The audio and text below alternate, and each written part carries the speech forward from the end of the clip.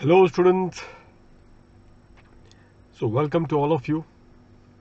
Students, इस particular session में हम लोग अब ऑल्टरनेट टैक्स रेजीम का ये कंसेप्ट को स्टार्ट करने वाले हैं। और होगा क्या कि पहले तो मैं ये जो इसको मैं आगे यूट्यूब में भी रख दूंगा, तो उसमें जो पीडीएफ डिस्क्रिप्शन बॉक्स में जो इसकी पीडीएफ रहेगी, इसमें थोड़े बहुत मैंने चेंजेस कर दिए हैं, क्योंकि भी मैं फिलहाल मैं नोट्स में भी करूंगा ताकि और थोड़ा और उसको कॉम्प्रिहेंसिव बना के इसको मैं एक तरीके से क्या करूंगा, क्लोज करने वाला हूँ। बहुत एक इंपॉर्टेंट टॉपिक है ये मई 21 नवंबर 21 अटेम्प्ट वालों के लिए। स्टूडेंट्स, नवंबर 20 तक तो इसका कोई कवरेज आया नहीं था एग्जाम में, और इसी कॉन्टेक्स्ट में देखो अभी आपको मैं बताऊं कि इसकी चांसेस अब बहुत ज़्यादा हो गया, ये जानते हुए भी कि इंडिविजुअल अब हर एक कैटेगरी ऑफ पर्सन जो है ना students, for every category of person आपको एक ऑल्टरनेट टैक्स रेजिम मिलने वाला है। मतलब इंडिविजुअल वालों के लिए भी है, जो कि हम लोग अगले कुछ बाद वाले सेगमेंट में भी देखेंगे। ये वाला जो पर्टिकुलर सेगमेंट में स्टूडेंट्स मैं जो फोकस करूंगा, पहले हम लोग क्या करेंगे, ऑल्टरनेट टैक्स रेजिम में हम लोग करेंगे कंपनी एंड कोऑपरेटिव सोसाइटी, इन दोनों को ले लेंगे, ठीक है। और उसके बाद इसके प्रैक्टिकल प्रॉब्लम्स जो होंगे वो मैं अगले पार्ट में करवा दूंगा। तो पहले कंसेप्ट एंड थियोरी देख लेंगे इस सेगमेंट पे, on the company as well as on the cooperative society. तो ये दो को कैप्चर करके फिर उसके अगले जो सेगमेंट पे जो मैंने आपको कहा था, बताइए क्या करेंगे, प्रैक्टिकल सीखेंगे। So this is what primary we are going to do in this regard. उसके बाद we will do the individual, जो इंडिविजुअल वालों के लिए जो कैटेगरी है वो देख लिया जाएगा। सो दैट इज वन थिंग। ये पूरा का पूरा ये एक काफ़ी एक्सपेक्टेड, काफ़ी इंपॉर्टेंट आपका ये पर्टिकुलर एरिया है for May 21 November 21 CA final attempt.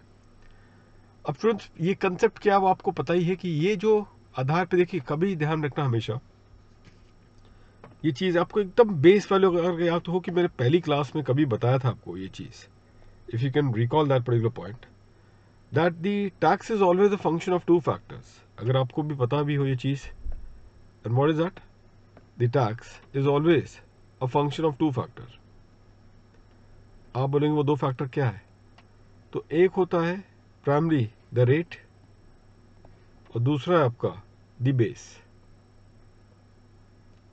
That is precisely how the tax concept is all about, isn't it. अब तक ये चल रहा है, जो बेस रेट है आपका, यहाँ पे जो हेडलाइन रेट चल रहा है 30% का चल रहा है, ठीक है। हेडलाइन रेट जो आपका चल रहा है वो 30% का, और ये नॉर्मल बेस है जिसके अंदर आपने सारे इंसेंटिव अवेल करके, जो जितने भी इंसेंटिव है उसको क्लेम करके आपने अपना ये टैक्स बेस को डिटरमाइन किया।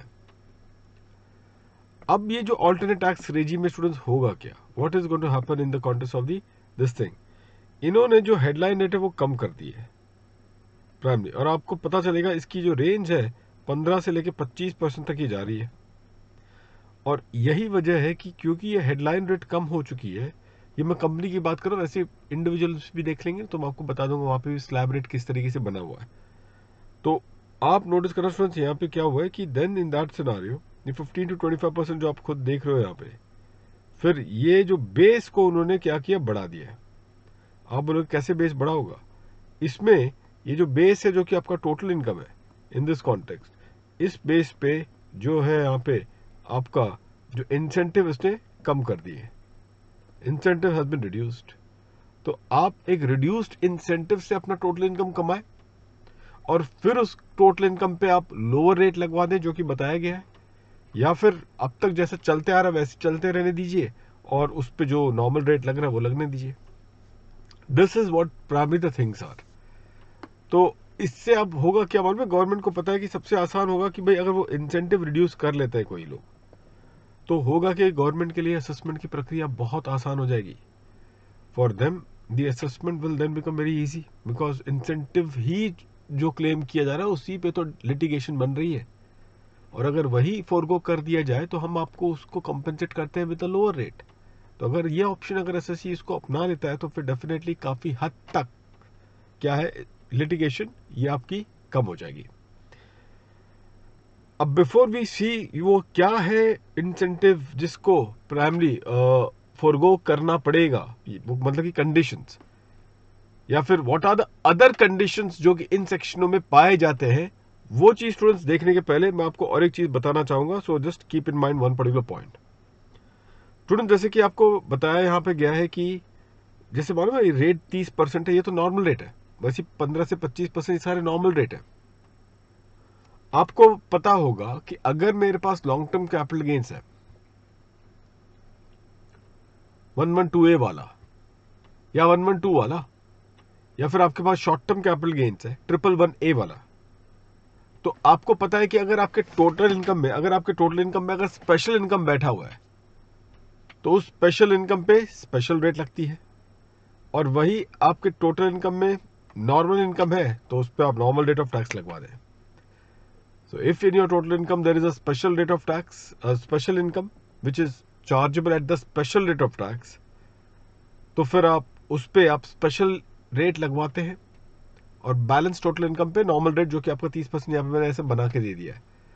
वही पैटर्न यहां पर भी होगा. यहां पर भी वो जो स्कीम है चेंज नहीं हुई है कि अगर जो आपका ये जो नया टोटल इनकम जो आपने बनाया है in the alternate tax regime, तो ये जो मैं ब्लू में है इसको मैं कहूंगा alternate tax regime, alternate tax regime ATR.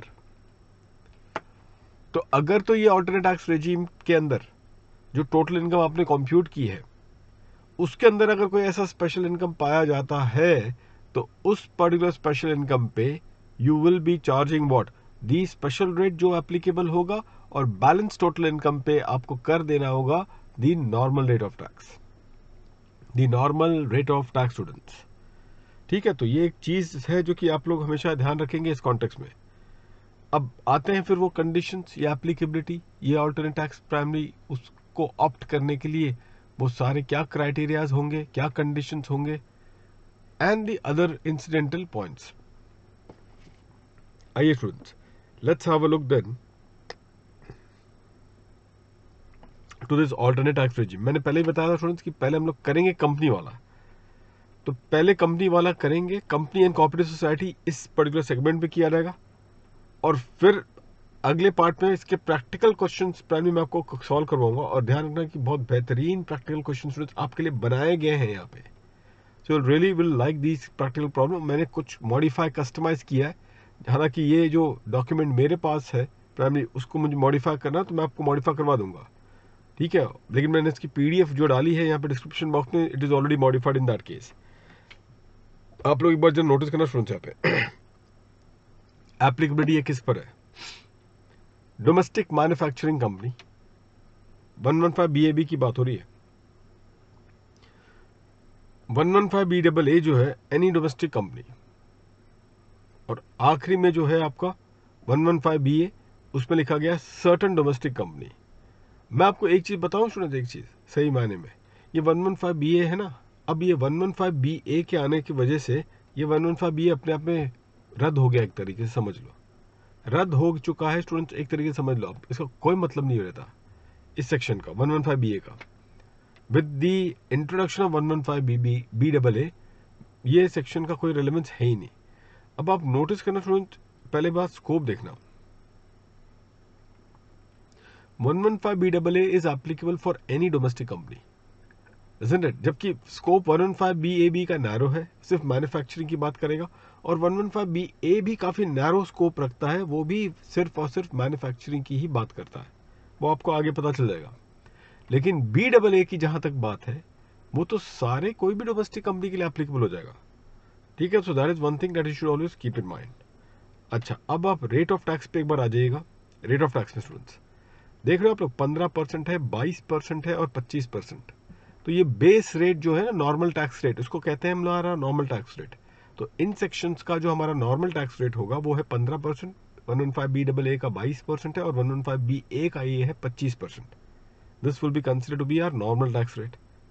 और जो इफेक्टिव टैक्स रेट बनेगा इस केस में, नोटिस करेंगे आप लोग, इंक्लूडिंग सरचार्ज एंड सेस, 17.16% होगा फॉर 115 BAB. 115 BAA के लिए होगा आपका 25.168%. 115 BA के लिए होगा आपका 25% plus the surcharge if applicable. एक चीज नोटिस करेंगे आप सभी लोग, बहुत ध्यान से सुनना इस बात को स्टूडेंट्स. फाइनेंस एक्ट 2020 के अंदर अगर आप देखोगे एक सेक्शन, और वो है आपका इन दोनों के लिए section 2 clause 3 of the finance act, ये बहुत हिडन जेम है, ऑफ द फाइनेंस एक्ट 2020, वहां से अगर आप देखो तो पता चलेगा कि अगर तो आपकी असेसमेंट इन दोनों सेक्शनों में हो रही है, बाय द वे मैंने क्या लिखा है, किस फाइनेंस एक्ट, किस सेक्शन की बात हो रही है इन द फाइनेंस एक्ट 2020, ये इनकम टैक्स एक्ट की बात नहीं हो रही है, ये हो रही है फाइनेंस एक्ट 2020 की बात हो रही है। तो उस फाइनेंस एक्ट 2020 के अंदर अगर आप जाके देखोगे सेक्शन 2 क्लॉज 3 में, वहां पे क्या स्टूडेंट्स, वहां पे आपको ये पता चल जाएगा कि ये सरचार्ज 10% का जो होगा, that has to be mandatorily applied. इसको क्या करना होगा, आपने मैंडेटरीली अप्लाई कर देना है to the rate at which the income would be assessed if the domestic company has opted for which section 115BAB या फिर 115BAA। तो अगर तो डोमेस्टिक कंपनी ने इन दोनों सेक्शन को ऑप्ट कर दिया है, तो जो रेट इस सेक्शन के अंदर लगने वाला है, वो रेट पे आपने करना क्या होगा, प्राइमरीली आपको लोड कर देना होगा the surcharge flat at the rate of 10%। इसका मतलब ये है स्टूडेंट्स कि आप टोटल इनकम पे नहीं देखेंगे। ये बहुत एक क्रिटिकल चीज हो जाती है। You are not suppose to look into the total income, कि टोटल इनकम पे इनकी थ्रेशोल्ड ये पार गई है या नहीं, टोटल इनकम पे whether the threshold has gone up और नॉट। और यही एक बहुत बड़ा फीचर है स्टूडेंट्स, आप लोग हमेशा एक चीज नोटिस करके चलना। स्टूडेंट्स एक चीज आपने नोटिस किया, जब आपने नोटिस किया होगा कि एक्ट के अंदर एओपी बीओआई के अंदर में भी ऐसी चल रहा था कि फ्लैट रेट लग रहा है, वहां पे आपने देखा होगा कि there is a flat rate which is there in AOP BOI, और फिर वहां पे भी आपने क्या कर दिया, सरचार्ज को 37% के हिसाब से लोड किया था एओपी बीओआई में। अब हम लोग ट्रस्ट टैक्सेशन में आने वाले हैं 115TD एक्रेडिटेड इनकम टैक्स, ये आने वाला चैप्टर, और उसमें भी आप नोटिस करना कि एक फ्लैट 12% का एक लोडिंग होगा। एक्ट के अंदर जब भी पर्सन को टैक्स लगवाया जाता है ना, एक्ट के अंदर जब भी एक पर्सन पे एक स्पेशल रेट बनती है, पर्सन पे रेट बनती है, तो उस पे सरचार्ज बाय डिफॉल्ट क्या होता है, जुड़ जाता है। उस पर टोटल इनकम नहीं देखते हो। और यही वजह है, और ये तो चलो एक तरीके से मैं आपको एक ब्रॉडर लॉजिक दे रहा हूं कि हाँ भाई, ये एक्ट में एक पर्सन स्पेसिफिक रेट आपको दिख रहा है, तो उस पर जो सरचार्ज लग रही है, वो सरचार्ज आपको फ्लैट बेसिस पे यहां पे लगवाया जा रहा है। आपको स्टूडेंट्स यहां पे जो टेक्निकल रीजन है वो 2-3 है, और 2-3 आपको रेफर कर लेना है, 2-3 ऑफ द फाइनेंस एक्ट 2020, और वहां पे ये चीज लिख दी गई है कि अगर आपने ऑप्ट किया है 115BA, BAA या BAB के अंदर, तो उस सिचुएशन में आपने सरचार्ज जो लगेगा वो 10% पे फ्लैट लग जाएगा on the tax which would be assessed under these 2 sections. आप कहोगे sir what about this 115BA, 115BA में क्या, आप कभी नजर घुमाना, जब भी फुर्सत आपको मिले, section 2 clause sub section 3 of the finance act में, उसमें उन्होंने ये 2 सेक्शन को ही रेफर किया है, 115BAB एंड 115BAA। और इसी वजह से BA के कॉन्टेक्स्ट में अगर हम बात करें, BA के कॉन्टेक्स्ट में अगर हम बात करें, तो जो बेस रेट 25% होगा, उस पे जो सरचार्ज लगेगा वो तय किया जाएगा on what basis, on what basis the surcharge would be applicable, students? The surcharge will be applicable on the basis if what, if the total income exceed the threshold amount। क्योंकि section 2 clause 3 के अंदर students ये चीज नहीं है। आप बोलोगे sir ये फिर तो थोड़ा इनकंसिस्टेंसी है ना। मैं आपको बताऊं स्टूडेंट्स, ऐसा फील मुझे हो रहा है, गवर्नमेंट ने 115BA, सबसे पहला सेक्शन यही आया था 115BA, ये सबसे फ्लॉप सेक्शन है गवर्नमेंट का। इसको तो कोई, वैसे तो मुझे तक जानकारी नहीं है कि 115BA के सेक्शन में काफी कोई लोगों ने इसको ऑप्ट भी किया है, और इनहेरेंट इसके अंदर उनको पता चला कि बहुत सारे फ्लॉ है, और उसी से सीख के इन्होंने फिर जो एक रिवाइज 115BAB और 115BAA बनाया है, उसमें वो जो गलतियां थी जो 115BA में पाई जा रही थी, उन गलतियों को सुधारने का काम किया है स्टूडेंट्स, उन गलतियों को सुधारने का काम किया। तो एक अपने आप में एक अच्छी ये कोशिश है गवर्नमेंट की, गलती हुई है, स्वीकारा, और उन्होंने उसको सुधारा। और सबसे बड़ी बात उन्होंने, जानते हो क्या किया, उनको भी लगा कि 115BA गलती से मार से बन गया, इसके लिए जानते हो तो कितने चालाक है, आपको मैं आगे बताऊंगा, इन्होंने खुद ही 115 बीए का ना एक एग्जिट ऑप्शन दे रखा है। मतलब क्यों अपना जिंदगी बर्बाद कर रहे हो 115 बीए में, चलिए आप 115 BAA में आ जाइए। ये आपको एक एग्जिट ऑप्शन वो दिखाएंगे, मतलब एक इनडायरेक्टली उनकी तरफ से ये पहल है, ये उन्होंने मान लिया, कबूल लिया है कि गलती हुई है। चलिए एग्जामिनेशन में सब चीज मत लिखो कि गलती हुई गवर्नमेंट से। आइए स्टूडेंट्स, अब पॉइंट उसके नीचे देखना है, यहाँ पे क्या लिखा हुआ है, rate of tax on income covered under chapter number 12।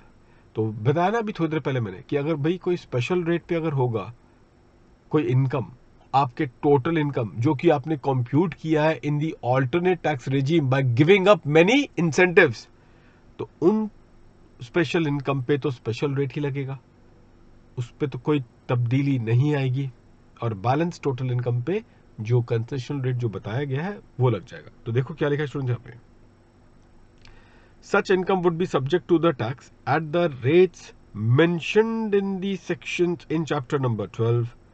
Surcharge at 10% would be levied on the tax computed on such income. HEC at 4% would be leviable on the income tax plus surcharge. Student जरा एक minute यहाँ पे लिखना, उसके आगे मैंने लिखा हुआ है जो पीडीएफ में यूट्यूब में मैंने जो डालना है वो उस पर मैंने लिख दिया, लेकिन आप बाकी स्टूडेंट्स एक बार इसको लिखें, यहाँ पे नोट लिखेंगे, while for section 115 BA, comma, surcharge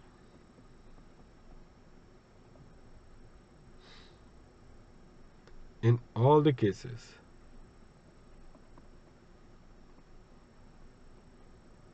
will depend upon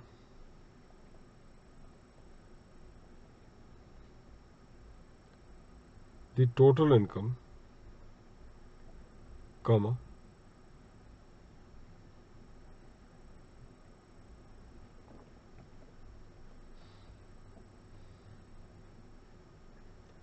in the case of section 115 BAB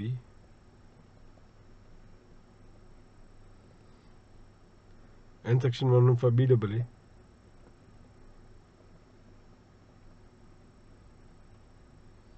it will always be loaded at 10%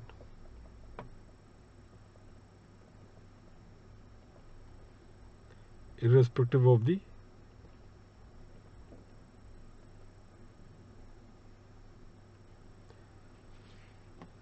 total income.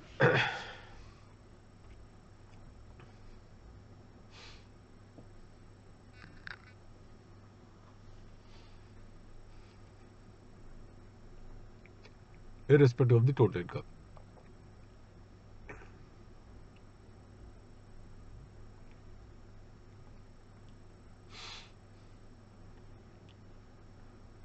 So while for all the section for section 115 BA, surcharge in all the cases will depend upon the total income, comma, in the case of section 115 BAB and section 115 BAA, it will always be loaded at 10% irrespective of the total income.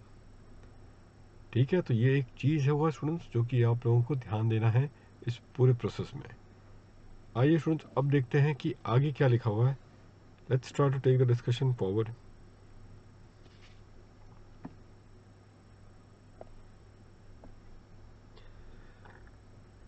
Rate of tax on the other income in respect of which no specific rate of tax is provided in chapter number 12. ठीक है, इसमें बस students एक, वैसे तो PDF जो मैंने load कर दिया अभी उस पर तो चेंज है, लेकिन बाकी लोग स्टूडेंट्स एक बार कर लें यहाँ पे, इसको पहले करके फिर हम लोग इसको एक्सप्लेन करते हैं। 25% प्लस सरचार्ज इफ एनी, जो पीडीएफ मैंने अभी लोड की है यूट्यूब में उसमें जरूरी नहीं पड़ेगा, उसको मैंने रिवाइज किया। बाकी लोग जिसके पास किताब अभी होंगी primary, you can just try to take into account 25% plus surcharge if applicable. चलो ये देखते हैं क्या क्या वो कहा है। पहले तो स्टूडेंट्स हम देखेंगे 115 BAB सबसेक्शन 1 की फर्स्ट प्रोवाइजो। ये जो डिस्कशन हो रहा है ना, ये डिस्कशन जो है ये आ रहा है फ्रॉम 115 BAB का सबसेक्शन 1 का फर्स्ट प्रोवाइजो।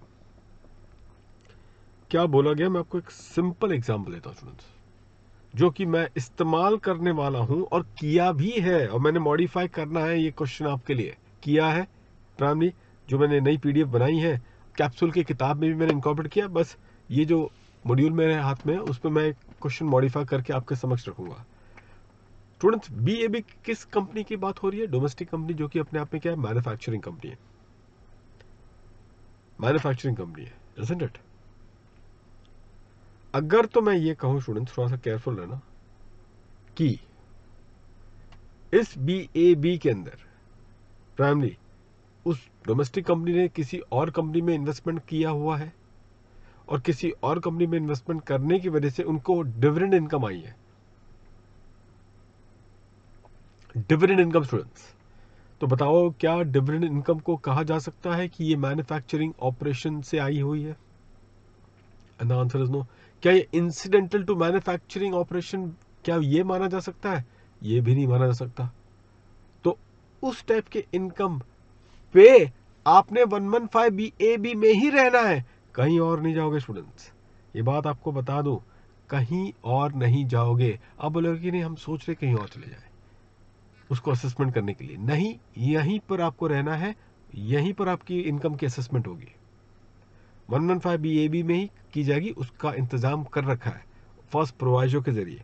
लेकिन वो देखने के पहले अभी भी मैं बता दूं, रिपीट कर रहा हूं ये पॉइंट को, कि अगर तो इस पर्टिकुलर कंपनी के पास, जैसे कि बताया था ना मैंने, कि लॉन्ग टर्म कैपिटल गेन है 112A वाला, या शॉर्ट टर्म कैपिटल गेन है, या ऐसा कोई स्पेशल इनकम है जिसपे स्पेशल रेट की टैक्स लगाई जाती है, तो 115 BAB बोल दो, या 115 BAA बोल दो, या जो आउटडेटेड सेक्शन आपका 115 BA बोल दो, सबने सबने क्या किया है, जगह बनाई है कि स्पेशल इनकम पे स्पेशल रेट का कंसेप्ट बना रहे, और जो बैलेंस टोटल इनकम पे होगा, वो जो ये रेट यहां पे जो ऑल्टरनेट टैक्स रेजिम में दिया गया उसके अनुसार ये कर दे।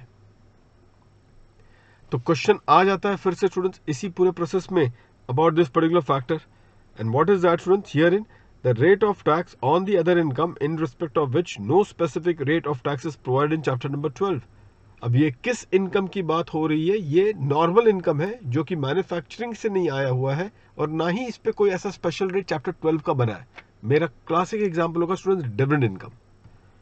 अब तो आपको पता ही है कि डिविडेंड इनकम टैक्सेबल है, तो अगर डोमेस्टिक कंपनी को एक डिविडेंड इनकम किससे आ रही है, तो फिर उसके लिए क्या, उसके लिए असेसमेंट, जैसे मैंने अभी भी कहा है कि 115 BAB के ही फर्स्ट प्रोवाइजो के अनुसार ये असेसमेंट कर दिया जाएगा, इसको अंजाम दे दिया जाएगा स्टूडेंट्स। और वो क्या है assessment? Let's have a look.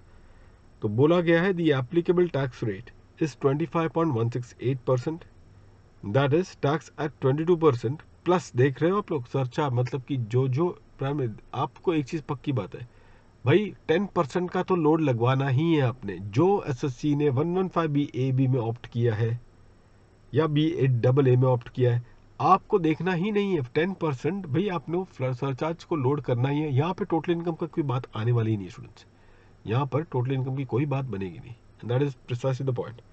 तो आगे देखो, the applicable tax rate is 25.168%, that is tax at 22% plus surcharge at 10% plus HEC at 4%, bracket में if such income has neither been derived from nor is incidental to manufacturing और production of an article और thing. ठीक है, for example यहाँ पे और एक example दिया गया है, from that is income from house property, ये भी एक मान के चलो एक इनकम आएगा, लेकिन शर्त अब सुनिएगा, फर्स्ट प्रोवाइजो 115 BAB सबसेक्शन 1, शर्त ये है कि आपको भूलना पड़ेगा अपने सारे डिडक्शन, कोई डिडक्शन आपको नहीं मिलेगी।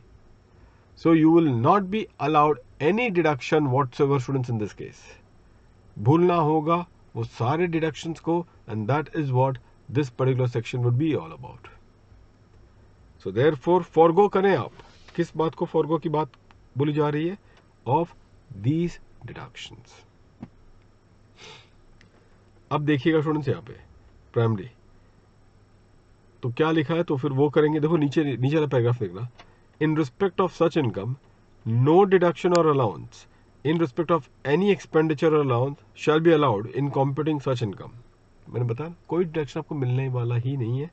इवन दिस अभी हाउस प्रॉपर्टी इनकम था ऊपर मेरा, तो अगर एक कंपनी के पास एक एचपी इनकम है, हमने देखा था क्लासिफिकेशन के जरिए, पता है ना, बहुत सारे क्लासिफिकेशन के हमने कुछ देखे थे जहाँ पे लाइक वो मालूम है, कोई भी क्लासिफिकेशन वाला कोई चैप्टर में अगर उसकी इनकम कहाँ जा रही है, हाउस प्रॉपर्टी के हेड में जा रही है, तो उस हाउस प्रॉपर्टी के हेड में आपको स्टैंडर्ड डिडक्शन मिलता है। लेकिन अगर तो मैंने अपने ऑप्ट किया है 115BAB में और मेरे पास ऐसे इनकम भी है जो कि एचपी में जाके क्लासीफाई हो रहे हैं, ऐसे इनकम भी हैं जो कि एचपी में जाके क्लासीफाई हो रहे हैं, तो फिर स्टूडेंट्स उस पर्टिकुलर केस में क्या होगा, we will say that the standard deduction also will not be allowed. तो जो आपको रेंट मिल रहा है ना, उस रेंट पे आपने करना क्या है, 25.168% प्राइमरी वो आपको फ्लैट लोड कर देनी है। अब आपको स्टूडेंट एक बात और बताओ कि अगर आपको 25.168% अगर याद नहीं रहता है, तो फिर आप याद करो एज वॉट, 22% प्लस 10 प्लस 4, ऐसा आप उसको याद रखेंगे। ठीक है, अच्छा सेकंड वाले में आ जाइएगा। सेकंड में क्या होगा, सेकंड में तो कोई देखना ही नहीं है, सेकंड में तो कोई भेदभाव किया नहीं जा रहा है। यहां पर क्या है कि मैन्युफैक्चरिंग की इनकम पे आपको ज्यादा प्रोत्साहन दिया गया 17% के हिसाब से, वो 17.16% आ रहा था इफेक्टिव रेट। और non manufacturing income, non business income अगर होगा जो कि इंसिडेंटल भी नहीं है बिजनेस के साथ, वो जो इनकम है, that particular income will be charged to tax at what rate students, would be charged to tax at the rate of 25.168%। लेकिन 115BAA में तो ऐसा कोई क्राइटेरिया है ही नहीं कि मैं मैन्युफैक्चरिंग कंपनी हूं, उसमें तो ऐसी कोई क्राइटेरिया डाली नहीं गई है। और क्योंकि उसमें ऐसा कोई क्राइटेरिया है ही नहीं, तो जितने भी इनकम होंगे या जो भी इनकम होंगे अदर देन दिस चैप्टर 12 जो स्पेशल रेट पे जो टैक्स होते हैं उनको छोड़ के बाकी जितने भी इनकम है वो सब पे 25.168% ही लगवाया जाएगा। तो अगर यही सेम पर्टिकुलर एग्जांपल मैं डिविडेंड का, अगर मैं 115BAA वाली कंपनी के लिए अगर मैं बात करता, उसके लिए अगर 115BAA वाली कंपनी के लिए बात करता, तो भले ही डिविडेंड हो या उसकी अपनी बिजनेस इनकम हो, सबका रेट एक ही है, 25.168% would have been the rate. Okay, so that is precisely one of the point जो कि आप लोग ध्यान में रखेंगे। और अगर तो आप लास्ट में, तो मैंने लिखवा दिया ना, लास्ट में तो ऐसी कुछ बात नहीं है, उसकी भी रेट एक ही है, आपको 25% का बेस रेट लगवाना है। और जहां तक सरचार्ज की बात है, 115BA की सरचार्ज आपको टोटल इनकम में जाके देखनी पड़ेगी, उसके लिए कोई मैंडेटरी इम्पोजिशन नहीं है, unlike in the case of 115BAA and BAB। और साथ ही साथ स्टूडेंट्स मुझे बताओ कि इन दोनों के केस में क्या कोई ऐसा रिस्ट्रिक्शन है एक्सपेंडिचर का कि भाई डिडक्शन नहीं मिलेगा, ऐसा कुछ नहीं है। ये सिर्फ पहले केस में ही, क्योंकि मैन्युफैक्चरिंग का दर्जा दिया गया है, वहां पर प्राइमरी उसको क्या है बोला। वैसे तो 115BA में भी मैन्युफैक्चरिंग का केस है, लेकिन मैंने कहा ना कि उसकी रेट क्योंकि क्या है 25% है प्लस सरचार्ज, तो ठीक है, नॉर्मल अगर कोई एक्सपेंडिचर होगा तो डिडक्शन ले लेंगे। लेकिन इसके लिए यहाँ पर अगर कोई कॉरस्पॉन्डिंग एक्सपेंडिचर आपका इनकर आपने किया होगा, जैसे कि मैंने एग्जांपल आपको दिया था कि भाई डिविडेंड इनकम उसने कमाया है और डिविडेंड के अगेंस्ट पे कोई कॉरस्पॉन्डिंग एक्सपेंडिचर उसने क्या है इनकर किया होगा, तो उस एक्सपेंडिचर के लिए आपको आपको कोई डिडक्शन नहीं मिलेगा। You will not be getting students any deduction whatsoever in respect of those particular expenditure. तो ये चीज आप लोग बस ध्यान रखें। इसके अलावा students, rate of tax on STCG derived from the transfer of a capital asset on which no depreciation is allowable under the act। ठीक है, तो ये क्या बोला गया, rate of tax on STCG derived from the transfer of a capital asset on which no depreciation is allowed under the act। तो ये normal STCG है, ये नॉर्मल STCG होगा students. This is not the STCG of 111A। देखो दो type के STCG होते हैं, एक वो STCG जो 111A में जाके टैक्स होता है अपने आप के लिए, वो तो सिक्योरिटी के transfer on recognised stock exchange on which STT has been paid, वो वाला कैटेगरी। और बैलेंस जो एसटीटी है, जो बैलेंस एसटीटी है उसके कॉन्टेक्स्ट में, तो आप देख रहे हो यहाँ पे, तो rate of tax in this regard, तो rate of tax on the short term capital gains derive from the transfer, ये ट्रांसफर को प्राइमरी एनालाइज कर रहा हूँ, of the capital asset on which no depreciation is allowable under the act. तो आप वो अगर कोई STCG के लिए होगा, आप बोलोगे सर ये क्यों ऐसा डाला गया, क्योंकि स्टूडेंट्स बाकी वाले तो इसमें क्या होता है कि वो आ जाता है ना, आपका डेप्रिशिएबल एसेट के कानून के हिसाब से आ जाता है। बाकी जो ट्रांसफर होते हैं डेप्रिशिएबल एसेट के लिए, उसमें हम और आप क्या कहेंगे, वही कहेगा जाएगा जो ब्लॉक कहेगा। वहां तो ब्लॉक स्कीम का कानून चलता है, और अगर शॉर्ट टर्म कैपिटल बनना है तो फिर बन जाए ब्लॉक कानून से, लेकिन ब्लॉक के कानून के अनुसार, नियम के अनुसार। यहां पर जो होगा, लाइक आप बोलो सर इसका एग्जांपल, सबसे सिंपल एग्जांपल ले लो ना, लैंड ले लो। मेरे पास लैंड था, 24 महीने की पीरियड ऑफ होल्डिंग बनती है। मैंने उसको 24 महीने के अंदर क्या कर दिया, उसको बेच दिया, तो क्या होगा, शॉर्ट टर्म कैपिटल गेन्स। अब मुझे बताओ शॉर्ट टर्म कैपिटल गेन पे ऑब्वियसली कोई डेप्रिसिएशन का कोई कंसेप्ट है ही नहीं उसमें, और अगर वो शॉर्ट टर्म कैपिटल गेन्स है तो फिर उसकी रेट क्या होगी, तो ये बता दिया उन्होंने। आप बोलोगे सर ठीक है ये चलो समझ में आ गया, लेकिन अगर वो ब्लॉक का शॉर्ट टर्म कैपिटल गेन्स रहा तो तब भी, अगर ब्लॉक का शॉर्ट टर्म कैपिटल गेन्स रहेगा तब भी स्टूडेंट्स, तो वहां पर आपको ये देखना होगा, क्या देखना होगा इस केस में, नोटिस करना है इस केस सिचुएशन। ब्लॉक का शॉर्ट टर्म कैपिटल गेन्स अगर होगा तो तब भी आपने नॉर्मल कंप्यूटेशन के अनुसार ही उसकी शॉर्ट टर्म कैपिटल गेन्स बनानी पड़ेगी, क्योंकि वो short term capital gains automatically बाहर आ जाता है, वो आपके बस की बात नहीं है। उस पे भी इनकम जो बनेगी वो 25.168% के आधार पे ही आपको क्या होगा, वो आपको ये करना है। वो तो WDV और वो तो ब्लॉक का फॉर्मेट है, ठीक है। तो ये वजह से जो ब्लॉक से बाहर अगर शॉर्ट टर्म कैपिटल गेन्स आ जाता है तो उस पे भी आपने 25.168% का क्या कर देना है, आपको टैक्स रेट उसके लिए एप्लीकेबल होगी, इंक्लूडिंग द सरचार्ज। इस केस में जहां तक इसकी अगर हम बात करें, इन दिस सिनारियो 115A की अगर हम बात करें तो 115A में भी यही सेम चीज होगी। यहां पर students for 115A 25% plus surcharge if applicable. 25% plus surcharge if applicable.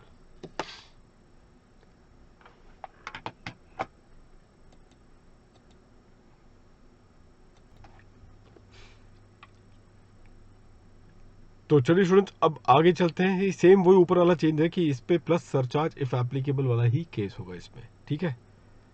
अब आ जाइए स्टूडेंट्स इस पॉइंट पे, conditions to be fulfilled for availing the concessional rate of tax and the exemption of MAT. तो क्या मैट, अगर तो मैं ऑप्शन को अवेल कर जाता हूं तो फिर क्या मुझे मैट की एग्जेम्पशन प्राप्त होगी, ये भी एक बार हमें देखना है। तो चलिए देखते हैं। The company should be set up, देखो पहले 115BAB में the company should be set up and registered on और आफ्टर 1 अक्टूबर 2019, और 115BAA में ऐसी कोई कंडीशन नहीं है। No time limit specified, both existing company as well as the new company can avail. और आप 115BA में अगर आप देखोगे तो उसमें बनता है आपका क्या, the company should be setup और रजिस्टर्ड ऑन और आफ्टर 1 मार्च 2016। अब आप नोटिस खुद कर सकते हो स्टूडेंट्स इस बात को लेके कि यार 115BAA में तो 22% रेट है, बेस रेट 22 है, और आप सरचार्ज और HEC को लोड करने के बावजूद भी कुछ ये 25.1 कुछ परसेंटेज बना है, जबकि 115BA का रेट बेस रेट क्या है, 25 खुद है वो। अभी तो चलो सरचार्ज बाजू में कर दो, HEC भी मुझे लोड करना। तो सब चीज जहां तक देखते हुए ये चीज समझ में आ जाता है स्टूडेंट्स क्या, कि इस पर्टिकुलर केस में आपको 115BAA ही ज्यादा, जो 115BA वाली कंपनी रहेगी, और आपको आगे पता चलेगा कि 115BA वालों को मैट भी लगता है, इनको मैट लगता नहीं। अगर मैं ये ऑप्शन में अगर हूं तो मुझे मैट नहीं लगेगा। तो the short point what I am trying to only convey to all of you therefore is this, that why then we will opt for 115। जो बेचारे जो 115BA में अगर तो कि इन्होंने पहले ऑप्ट कर लिया होगा उस टाइम पे, वो तो फंस गया होगा। अलग बात है कि मैंने मेरी जानकारी में तो कोई है ही नहीं अभी तक कोई SSC जिसका मैंने 115BA में कुछ सुना भी होगा, तो अकॉर्डिंगली ये चीज़ तो है ही नहीं। लेकिन 115BAA अगर बात करो तो BAB ये काफ़ी अल्टीमेटली क्या होगा, अट्रैक्टिव करेगा, लेकिन स्पेसिफिकली वो सारे SSCs को, वो सारे कंपनीज को जो कि अदरवाइज कोई बड़े डिडक्शन लेते नहीं है, उनका कोई बड़े डिडक्शन का कोई कंसेप्ट नहीं है। So for them, these sections would be a game changer. Point number 2 देखना है यहाँ पे, इट शुड कमेंस मैन्युफैक्चरिंग और प्रोडक्शन ऑफ एन आर्टिकल और थिंग और business of generating electricity on और बिफोर 31 मार्च 2023। तो ये इस दिन के पहले उनका क्या है, ऑन और before this date they should have commence their activity. और इसके दोनों ही है स्टूडेंट, ध्यान रखना, manufacturing as well as production of an article और थिंग। स्टूडेंट थोड़ा सा केयरफुल रहना, ये सारे प्रैक्टिकल के कॉन्टेक्स्ट में मैं आपको पढ़ा रहा हूँ, लेकिन ये कंडीशंस रिलेटेड आपको एमसीक्यू भी डाले जा सकते हैं, so you never know how they will be targeting this particular concept.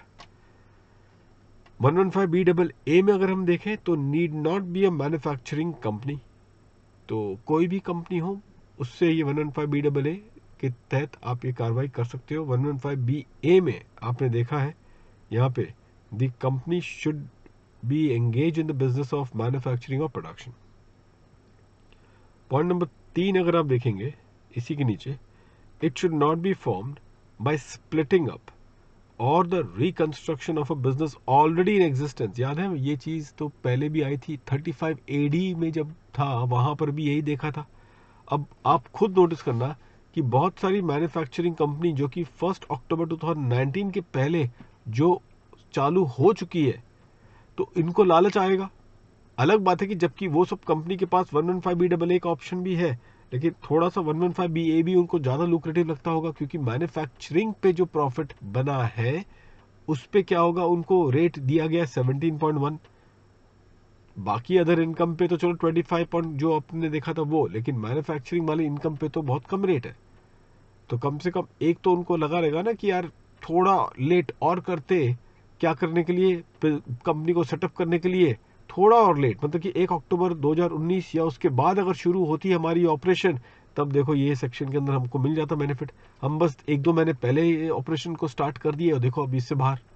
तो कोशिश की जाएगी कि वो क्या करें, अपने आप को रीऑर्गेनाइज करें, and they will try to do a split up of their business which is already in existence, so as to give an impression, एक कॉस्मेटिक इम्प्रेशन दिया जाएगा किस बात को लेके कि भाई हम नए हैं, हम है नए, अंदाज क्यों हो पुराना, नाम तो सुना ही होगा आपने।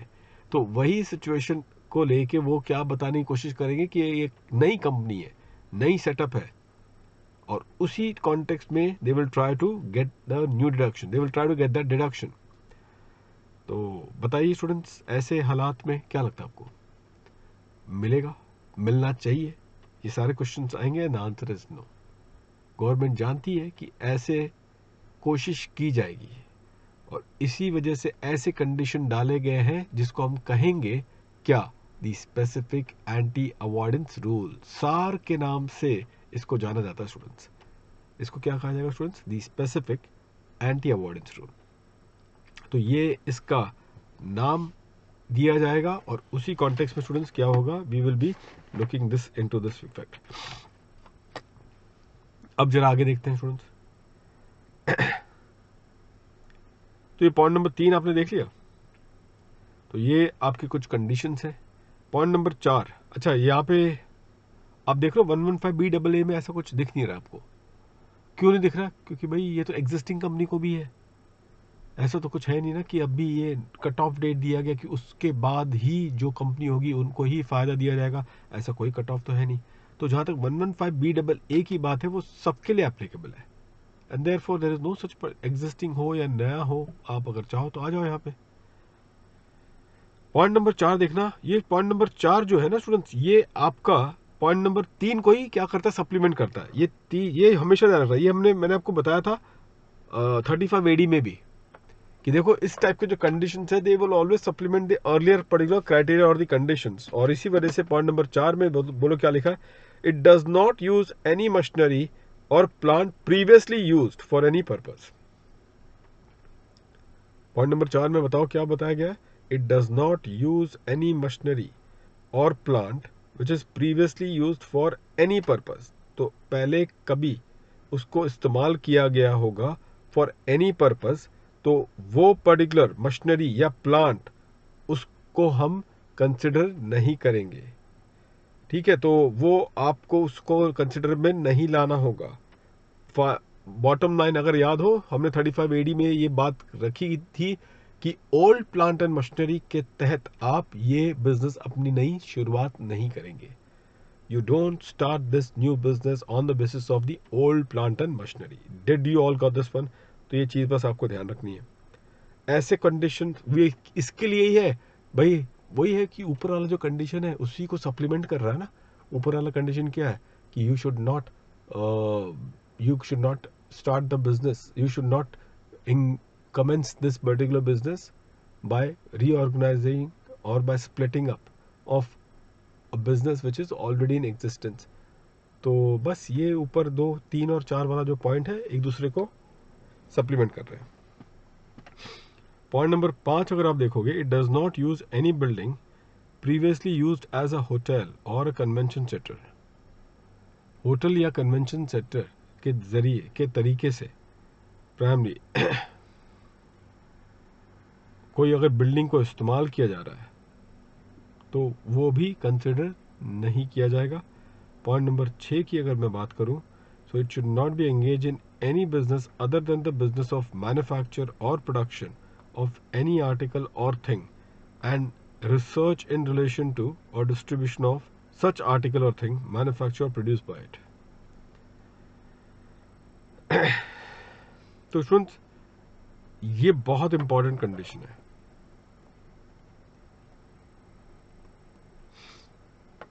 ये जानते हो किसके लिए बना है? Point number 5. एक बार पॉइंट नंबर 6 में आता हूँ. पॉइंट नंबर 5 में किसके लिए बनाया जानते हो? बताइए किसके लिए बनाया, जल्दी बताइए. ये बनाया गया है आपको आईटीसी वालों के लिए प्राइमरी. तो आईटीसी आप खुद ही देखते हो स्टूडेंट्स कि ये होटल यूनिट है और उसमें वो उन्होंने मैन्युफैक्चरिंग बाद में सेटअप चालू करवा दिया होगा, से कन्फेक्शनरी मैन्युफैक्चरिंग वहाँ पे वो चालू करेंगे. तो उस बिल्डिंग पे जो कि आपका एक होटल यूनिट हुआ करता था एक ज़माने पे, तो it does not use any building previously use as a hotel और अ कन्वेंशन सेंटर. तो पहले वो होटल में आपने कर क्या दिया है, बिजनेस स्टार्ट करवा दी मैन्युफैक्चरिंग करवाने की, कन्फेक्शनरी मैन्युफैक्चरिंग. और फिर आप बोलते हो कि देखिए मैंने कन्फेक्शनरी मैन्युफैक्चरिंग का बिजनेस चालू किया है और मुबारक दीजिए. और अब मैंने जो 115 BAB का जो रहेगा वो डिडक्शन मैं यहीं से ले लूँगा. तो क्या आपको 115 BAB का डिडक्शन दिया जाएगा इस कॉन्टेक्स्ट में? ऑप्शन आप ऑप्ट कर पाओगे? नहीं कर पाओगे. तो ये टेक्निकली आईटीसी के कॉन्टेक्स्ट में था. पॉइंट नंबर 6 बहुत इंपॉर्टेंट स्टूडेंट्स, जरा इस पर नोटिस करना आप लोग. और ये कैसे घुमाएंगे क्वेश्चन एग्जामिनेशन में, मैं आपको बताता हूँ कैसे होगा. पहले पढ़ो.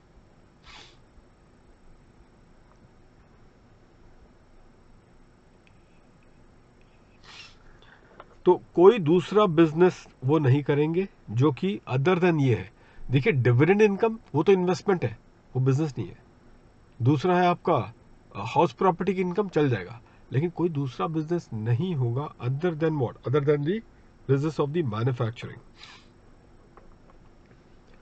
अब आपको एक नोटिस करवाता हूँ क्या है कि अगर मैंने वेयर हाउसिंग का भी एक बिजनेस किया है, चालू किया है, जिसपे मैं 35 AD का डिडक्शन ले रहा हूँ बिजनेस के साथ साथ वेयर हाउसिंग, जबकि वो वेयर हाउसिंग मेरे बिजनेस को सप्लीमेंट नहीं कर रहा. आप ये बोलोगे कि लेकिन सर वो वेयर हाउसिंग जो कर रहा हूँ वो मुझे सप्लीमेंट करता है मेरे बिजनेस में, तो फिर वो तो नहीं होगा. लेकिन ये एक अलग से आपने वेयर हाउसिंग भी चालू करवाई है, तो क्या आप क्वेश्चन पूछा जाएगा क्या ये मैन्युफैक्चरिंग है? नहीं है. तो ऐसे केस में आपको फिर 115 BAB के ऑप्शन से बाहर रखा जाएगा. अभी भी बता रहा हूँ 115 BAA में ऐसा कोई कंडीशन की जरूरत है ही नहीं, क्योंकि मैन्युफैक्चरिंग में तो थ्रस्ट हमने दिया ही नहीं है, डेट पे हमने थ्रस्ट दिया ही नहीं है 115 BAA में. तो इस वजह से जो इस टाइप के जो कंडीशन आप देख रहे हो ये सिर्फ और सिर्फ 115 BAB में आ रहा हूँ. मैं BA को तो देख भी नहीं रहा हूँ, क्योंकि मैंने बताया ना कि अब तो ये पूरी तरह से ये धराशायी हो चुका है सेक्शन. ये दोनों सेक्शन की वजह से अब ये सेक्शन कोई रेलेवेंस है ही नहीं. एक बोलते हैं जिंदा लाश की तरफ पड़ा रहेगा सेक्शन, और कुछ होने वाला नहीं इसका. तो 115 BAB पे अगर आप फोकस करेंगे तो वहां पर आपको ये पता चल जाएगा कि भाई एक तो डेट का खेल है, उसको प्रोटेक्ट करने के लिए आपको लग के कुछ कंडीशंस दिए गए, जो कि आपको मैं बताया कि ये बिजनेस स्प्लिट अप या रिकंस्ट्रक्शन के कॉन्टेक्स्ट में नहीं होना चाहिए.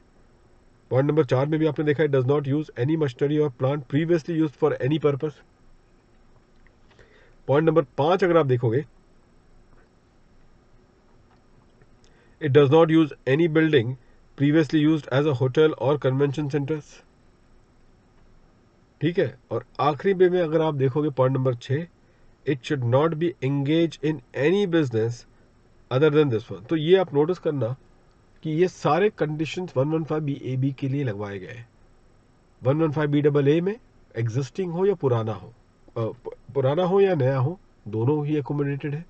मैन्युफैक्चरिंग हो या नॉन मैन्युफैक्चरिंग हो, सबके लिए एप्लीकेबल है। और यही वजह होती है प्राइमरी कि हमें 115 BAB को प्राइमरी थोड़ा सा फोकस रह के पढ़ाई करना है और ये कंडीशन को अप्रिशिएट करना है कि क्यों ये कंडीशन डाली जा रही है। तो वेयर हाउसिंग भी मेरा है अलॉन्ग विथ मैन्युफैक्चरिंग। तो ये थ्रस्ट गवर्नमेंट का था कि आप डेडिकेटेडली मैन्युफैक्चरिंग करोगे एज योर बिजनेस। बाकी दूसरे इनकम हो सकते हैं बट एज योर बिजनेस सिर्फ मैन्युफैक्चरिंग आपकी होगी। उसके अलावा भी आप डाइवर्सिफाई करते हो इन नॉन मैन्युफैक्चरिंग ऑपरेशन, तो आपका फोकस मैन्युफैक्चरिंग नहीं है। इस वजह से हम आपको इस सेक्शन का लाभ नहीं देना चाहेंगे। आप नॉर्मल प्रोविजन में रहिए, 115 BAB में नहीं आ सकते। कोई स्टूडेंट्स बोलेगा सर अगर वो 115 BAB में नहीं रह सकता तो क्या वो 115 BAA में आ सकता है? बिल्कुल वेलकम है, ऐसी कोई कंडीशन तो 115 BAA में है ही नहीं। तो आपको स्वागत किया जाएगा 115 BAA में, but at least 115 BAB will not be available for you. Point number 6 देखेंगे students, common conditions for all the sections for availing the concessional rate of tax and exemption from the MAT. तो यहाँ पर students क्या होगा, जैसे मैंने बताया ना, ये तीनों ही सेक्शन में टोटल इनकम पे एक कंसेशनल रेट क्योंकि लगवाया जा रहा है, इस वजह से आपको डिडक्शंस छोड़ने पड़ेंगे, नहीं लेना पड़ेगा, और उसके अनुसार आपको अपनी टोटल इनकम बनानी पड़ेगी और फिर उस टोटल इनकम पे the applicable rate of tax. This is how it would be considered so far as point number 6 is concern. तो चलिए देखते हैं one by one in this context.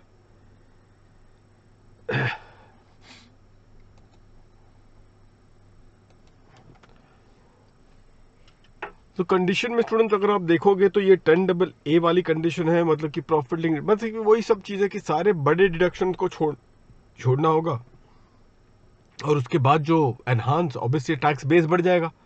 जो ये बड़े डिडक्शंस हैं, जो एक्स्ट्रा डिडक्शंस हैं, ये सब छोड़ के फिर जो आपका टैक्स बेस बनेगा उस पे वो रेट कंसेशनल रेट लगवाएंगे, ठीक है। हाँ, बात यह है कि अगर उसके अंदर कोई स्पेशल इनकम रहेंगे जो चैप्टर 12 के अंदर जा रहे हैं, या फिर वो 115 BAB में एक जो फर्स्ट प्रोवाइजो वाला जो ये जो डिविडेंड इनकम या वाला उस टाइप का अदर इनकम है जो चैप्टर 12 का नहीं है, जो मैंने एग्जाम्पल में डिविडेंड दिया था, तो फिर उस पर जो एप्लीकेबल रेट होगा वो लगवा दिया जाएगा। तो 10AA है स्टूडेंट्स, वो बाहर हो जाएगा, वो आप डिडक्शन नहीं ले सकते। उसी तरीके से 32(1)(2)A जो बाकी लोग ले सकते हैं, डेप्रिसिएशन आपको भी मिलेगा, लेकिन एडिशनल डेप्रिसिएशन अगर आपको लेना है तो फिर ये पर्टिकुलर चैप्टर में आपका ऑप्शन नहीं बनेगा। 32AC और 32AD तो अब रहा नहीं, लेकिन ऑब्वियसली आपको पता है कि ये भी एक एक्स्ट्रा डिडक्शन है इन्वेस्टमेंट अलाउंस के रूप में। 33AB ध्यान से सुना students, tea coffee rubber development allowance में आपको डिपॉजिट करने पे डिडक्शन मिलता है, यही आपने देखा है। As far as 33AB is concerned, you will be getting the deduction on the deposit. तो डिपॉजिट कीजिए, डिडक्शन लीजिए, यही नारा लगाना होता है ना आपको 33AB के कॉन्टेस्ट में, ठीक है। लेकिन आपको ये भी मैंने बताया था, अगर आपको याद हो 33AB में, कि चलो अगर तो आपने 33AB में डिपॉजिट करके डिडक्शन 33AB की ले ली और फिर उसके बाद आपने उस पर्टिकुलर नाबार्ड अकाउंट से पैसे को विड्रॉ किए, उस नाबार्ड अकाउंट से आपने वो पैसे को विड्रॉ किया और पैसे विड्रॉ करके आपने कोई अगर एक्सपेंडिचर इनकर किया अगर होगा, तो वो एक्सपेंडिचर जो आपने इनकर किया, क्या उसकी डिडक्शन आपको मिलेगी? And answer is no. So the expenditure that you have incurred, you will not be eligible to claim the deduction in respect of the same। और इसी वजह से स्टूडेंट्स बताइए 33AB की अगर हम बात करेंगे, if you talk about section 33AB, तो वहां पर आपको वो डिडक्शन जो आपको बताया गया था कि डिपॉजिट पे डिडक्शन ले लो, और सब्सिक्वेंटली अगर उस डिपॉजिट से आपने एक्सपेंडिचर किया होगा तो आपको बताया गया था कि फिर वो एक्सपेंडिचर डिडक्शन आपको नहीं मिलेगा। एक बस आपको पता है, आपको एक टैक्स प्लानिंग का एरिया बचता था किसके लिए? For that capital asset. Capital asset को अगर आप एक्वायर करें तो तब आपको एक टैक्स प्लानिंग का एक एंगल मिलता था। नेवरदलेस अब यहां पर क्या है, अगर तो मैं ये 115 बी ए बी या बी ए डबल ए या बी ए के अंदर मैं अगर ऑप्ट करूंगा तो फिर मुझे अब वो डिपॉजिट करके डिडक्शन लेने वाला स्कीम को छोड़नी पड़ेगी। मतलब कि अब अगर कोई डिडक्शन मुझे मिलेगा, अगर तो स्टूडेंट मुझे कोई डिडक्शन अगर मिलेगा तो वो डिपॉजिट पे नहीं मिलेगा, किस पे मिलेगा? नाबार्ड से मैं पैसे विड्रॉ करके अगर मैं एक्सपेंडिचर इनकर करता हूं तो उस एक्चुअल एक्सपेंडिचर का डिडक्शन दिया जाएगा, ना कि डिपॉजिट के टाइम पे डिडक्शन आपको दे दिया जाएगा। सो that is what this particular point is all about. उसी तरीके से साइट रिस्टोरेशन फंड में भी यही सेम चीज है। वो डिपॉजिट जो आप करते हो साइट रिस्टोरेशन फंड में 33AB में, उसके डिपॉजिट पे भी आपको गिव अप करना होगा। देयर आफ्टर ये जो 35, 12A और 13, ये एक चीज नोटिस करने वाली बात होती है स्टूडेंट्स, आप यहां पे डिडक्शन तो लोगे नहीं मिलेगा आपको, लेकिन ये क्या होता है, ये आप देते हो ये रिसर्च कंपनी को, एसोसिएशंस को, स्टैटिस्टिकल रिसर्च और साइंटिफिक रिसर्च वाले एसोसिएशन को। लेकिन आप नोटिस करना स्टूडेंट्स, ये डिडक्शन आपको otherwise deduction is allowed under section 80GGA में। स्टूडेंट्स ये वहां पे आपको मिल जाता है, this you get it in section 80GGA। So 80GGA primary, वहां पर ये बेनिफिट आपको एक्सटेंड कर दिया जाता है। तो अगर तो मैंने ये अभी भी आज की तारीख में यहाँ पे अगर मैं इनको देता हूँ डोनेशन एंड ऑल, तो ये पीजीबीपी वाले सेक्शंस में डिडक्शन मिलेगा नहीं, लेकिन I will be getting in chapter 6A 80GGA के अंदर वहां पे मिल जाएगा, जैसे बाकी लोग को मिलता है आपको भी मिलेगा। मतलब कि वो चीज जो कि all the SSC would have got the deduction, आपको भी उसी तरीके से डिडक्शन मिलेगा। Okay, so that is the point. आप बोलोगे सर फिर फर्क क्या हुआ? ये बात भी वाजिब क्वेश्चन है, मतलब कि वहां पर है तो यहाँ तो मिल ही रहा है ना। हाँ, ये बात कह सकते हो, लेकिन एक फर्क तो होगा स्टूडेंट्स कि अगर मेरी डिडक्शन ज्यादा है as compare to the receipt, तो पीजीबीपी में उसकी लॉस बनने की संभावना है। अगर तो मेरी डिडक्शन ज्यादा है as compare to the receipt, तो उसके वजह से तो लॉस बन सकता है और वो लॉस को फिर आगे कैरी फॉरवर्ड कर सकता हूं। हाउ अबाउट इन चैप्टर 6 से 80GGA, क्या अगर मेरी एक्सेस डिडक्शन है तो क्या उस पर मुझे नेगेटिव का कुछ कैरी फॉरवर्ड मिलेगा? नहीं मिलेगा। तो ये एक चीज बस देखने वाली बात होती है। ओके, सो ये चीज आप लोग ध्यान रखना। 35-2AA स्टूडेंट्स, वहां पर वेटेड एवरेज एट 150%, तो यही पॉइंट है यहाँ पे डोनेशन। ये 150% तो वैसे अभी रहा नहीं, क्योंकि अभी तो आपको पता है स्टूडेंट ये सब कितने हो गए, दिस हैज बिकम व्हाट 100%। तो ये अभी तो 100% हो चुके हैं, तो ये 100% के कॉन्टेक्स्ट में ये पर्टिकुलर बात रहेगी। So you just keep in mind as far this 100% is concern.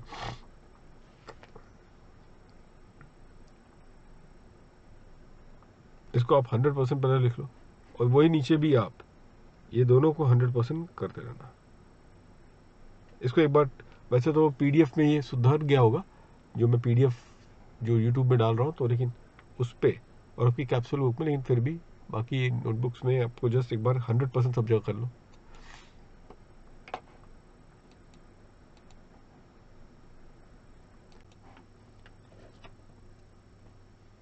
So here in students जो डिडक्शन हुआ अब यहाँ पे नोटिस करना, और एक है आपका डोनेशन 35-2AA वाली, वो भी आपका क्या होगा 100% के कॉन्टेक्स्ट में आप उसकी 80GGA में वहां जाके डिडक्शन आप ले लें, लेकिन यहाँ 35-2AA में नहीं मिलेगा।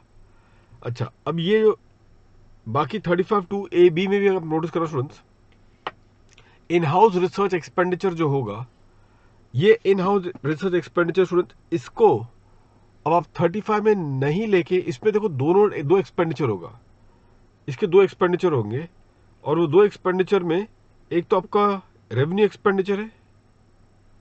तो अब जो रेवेन्यू एक्सपेंडिचर होगा, now it will be allowed कहां पे, मन में 37(1) में, क्योंकि बिजनेस एंड प्रोफेशन का ही है।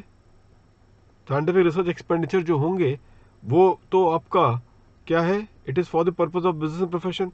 और जो कैपिटल एक्सपेंडिचर होगा, कैपिटल एक्सपेंडिचर की बात हो रही students, now depreciation allowance under section 32 is available. Depreciation allowance under section 32 is available.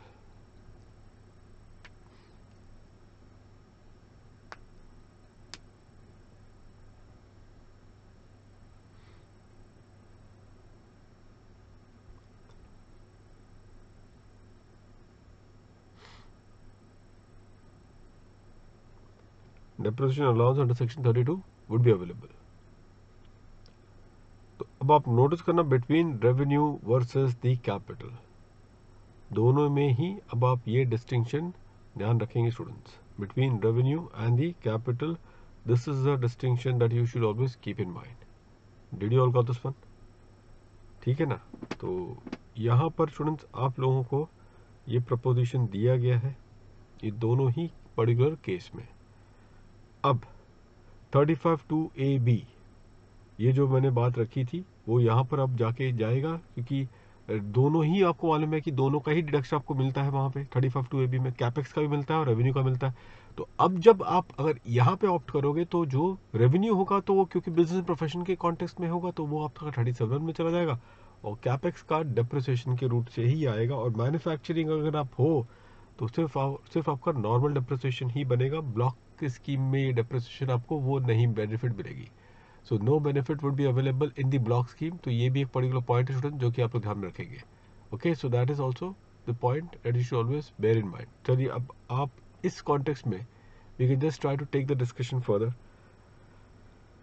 35(a)(c ये वाला प्रोविजन तो अब स्टूडेंट्स उसको हटा दो, ये तो एक अलग ही PSU ऑयल वालों की कैटेगरी के लिए, इसको आप बाजू में कर दें। 35(a)(d देखना है यहाँ पे, इन्वेस्टमेंट लिंक डिडक्शन। तो बताओ अगर वो बिजनेस रहेगा तो वो सारे कैपेक्स का जो मेरी कैपिटल एक्सपेंडिचर अब मैंने इनकर की है तो उसका नाउ अगर मैंने ऑप्ट किया है तो कहाँ पे मिलेगा मुझे? मैंने अगर तो ऑप्ट किया है तो मुझे इसका डेप्रिसिएशन के रूप में डिडक्शन मिलेगा। अगर तो मैंने ऑप्ट किया है तो ये मुझे डेप्रिसिएशन के रूप में डिडक्शन मिलने वाला है 35(a)(d जो अदरवाइज मुझे मिलता था। Now I will be getting the same deduction in the form of a depreciation. ठीक है, उसके तहत ये 35(CCC) और 35(CCD) प्राइमरी ये 100% की जो डिडक्शन है। तो देखो एक जो होता है ना, इस पे जो कैपेक्स का जो होगा एक्सपेंडिचर, कैपेक्स की अगर एक्सपेंडिचर होगी तो वो भी डेप्रिसिएशन के रूप में आएगा। लेकिन कैपेक्स को छोड़ के अगर बाकी रेवेन्यू एक्सपेंडिचर अगर आपने किए तो आपको देखना पड़ेगा कि क्या वो बिजनेस एंड प्रोफेशन का वो एक्सपेंडिचर ये माना जा सकता है या नहीं। तो ये फैक्ट्स डिसाइड करेगा whether it could be considered as a part of your business and profession. Capex, depreciation other than capex, it will have to be seen from that particular question कि अगर कोई SSC ऑप्ट करता है 115 BA को, BAB को, so whether I should be giving him the normal depreciation or not। ATIA से लेके ATRRB तक का जो प्रॉफिट लिंक डिडक्शन है सब आप उसको त्याग दीजिए प्राइमरी। लेकिन अदर देन देख रहे हो ये चीज, ये जो है ये ATJJ है और ये ATM स्टूडेंट्स काफी क्रिटिकल हो जाता है। ATM स्टूडेंट्स, डिविडेंड पे आपने डिस्ट्रीब्यूशन किया है, डिविडेंड पे आपने क्या किया उसको डिस्ट्रीब्यूट किया है, तो आपको ये ATM का डिडक्शन मिलेगा। अबाउट दैट हमने किया था डिविडेंड टैक्सेशन के कॉन्टेक्स्ट में, what is this ATM all about, isn't it? तो वो चीज हमने देखी थी। एनीवे जो डिविडेंड इनकम आपको मिली है from that particular domestic company, तो वो डिविडेंड इनकम जो आपको मिली है फ्रॉम द डोमेस्टिक कंपनी उसके कॉन्टेक्स्ट में ये ATM की बात रख रहे हैं। और ATJJA स्टूडेंट्स, ये भी डिडक्शन स्टूडेंट जो होगा प्राइमरी ये भी आपको दे दी जाएगी। तो जो other than ATJJA and ATM को छोड़ के अगर आप देखोगे तो बाकी सब जो डिडक्शंस ATRRB तक जाएंगे, प्रॉफिट लिंक डिडक्शन ATRRB, तो QQB वो मालूम है, QQB सब वाला सेक्शन टिल ATRRB तक के जितने भी प्रॉफिट लिंक डिडक्शन है all have to be surrendered. इसके बाद स्टूडेंट्स देखो पॉइंट नंबर 2 क्या बोला गया है, विदाउट, ये इंपॉर्टेंट है, मैं इसको कोऑपरेटिव सोसाइटी में ऐसा लिख दो यहाँ पे, refer question in cooperative society chapter. यहाँ पे वो एक चैप्टर में हमने ये किया। चलिए ये क्या सिचुएशन एक बार सुनो, आप लोग रीड कर लो, मैं आपको ये बताता हूँ कि एग्जैक्टली क्या ये गेम है।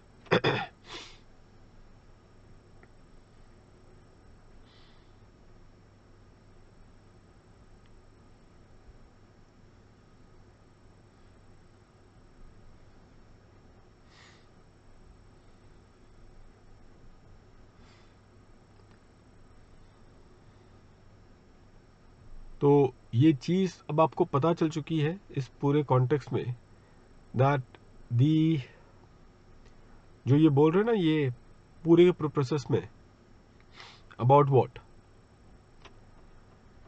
स्टूडेंट्स ये डिडक्शन मैंने पहले वाले अभी ऑप्ट आउट मैंने ऑप्ट अभी मैंने किया होगा 115BAA को देख लो, 115BAA को अगर आप देखेंगे स्टूडेंट्स तो एग्जिस्टिंग कंपनी को भी 115BAA मिलती है। ये मान के चलो कि मैंने अभी तक ये सारे सेक्शन का भरपूर लाभ उठाया। Okay, so I have availed the benefit of this section, these benefit जो टैक्स इंसेंटिव है उसको मैंने अच्छे से पूरा एग्जॉस्ट कर लिया। और फिर उसके बाद मुझे लगा कि अब मेरे लिए आगे गोइंग फॉरवर्ड मेरे पास कोई ऐसा टैक्स इंसेंटिव है नहीं और मुझे लेना भी नहीं है। तो अब मैं ऑप्ट इन करना चाहूंगा कहाँ पे, 115BAA में जाना चाहूंगा, क्योंकि BAB में तो अभी इनकॉर्पोरेट मैंने अपने आप को किया होगा, तो अभी भी मैंने भी ऑप्ट करना ही था। तो ये जो 115BAA वाला जो केस है ना, वहां पर ये केस बहुत देखी जाएगी स्टूडेंट। ध्यान से सुनना, ये क्वेश्चन कहाँ पे पूछ सकते हैं अगर कंपनी के कॉन्टेक्स्ट में अगर पूछा जाए तो ये क्वेश्चन आपको यहाँ पे पूछा जाएगा कि ये जो कंपनी है इस कंपनी ने क्या किया होगा। एक तरीके से इनका the company has got this particular, the company students has got the deductions which they have claimed under like additional depreciation allowance किया होगा जो यूएडी में के अंदर बैठ गया। उसके अलावा ये साइंटिफिक रिसर्च वाला 35 वाले डिडक्शंस वो भी आपके बैठ गए, और ये बाकी जो सेक्शंस के जरिए जो डिडक्शन मिला है वो भी आपका क्या ब्रॉड फॉरवर्ड लॉस या फिर यूएडी में दिख रहे हैं। तो as per this particular condition क्या बताया जा रहा है कि फिर ऐसे हालात में आपको क्या करना होगा, उतना portion of loss which is attributable to these particular allowances, so that much portion of the loss attributable to these particular allowances क्या करेंगे आप, उसे आप गिव अप कर देंगे। so you will have to give it up in this particular context। आई बात समझ में? तो ये गिव अप करना पड़ेगा स्टूडेंट्स आपको, तब जाके ही बात बनेगी, and that exactly what this particular point is all about. तो अगर तो आप ये देखोगे स्टूडेंट पॉइंट नंबर 2 में, इस कॉन्टेक्स्ट में तो मैंने आपको ये पॉइंट नंबर 2 बता दिया। पॉइंट नंबर 3 में देखना है यहाँ पे, all of you will look into it in point number 3। Point number 2 तो चलो मैंने बता दिया, अभी पढ़ लो, चलो एक बार जल्दी से पढ़ लो।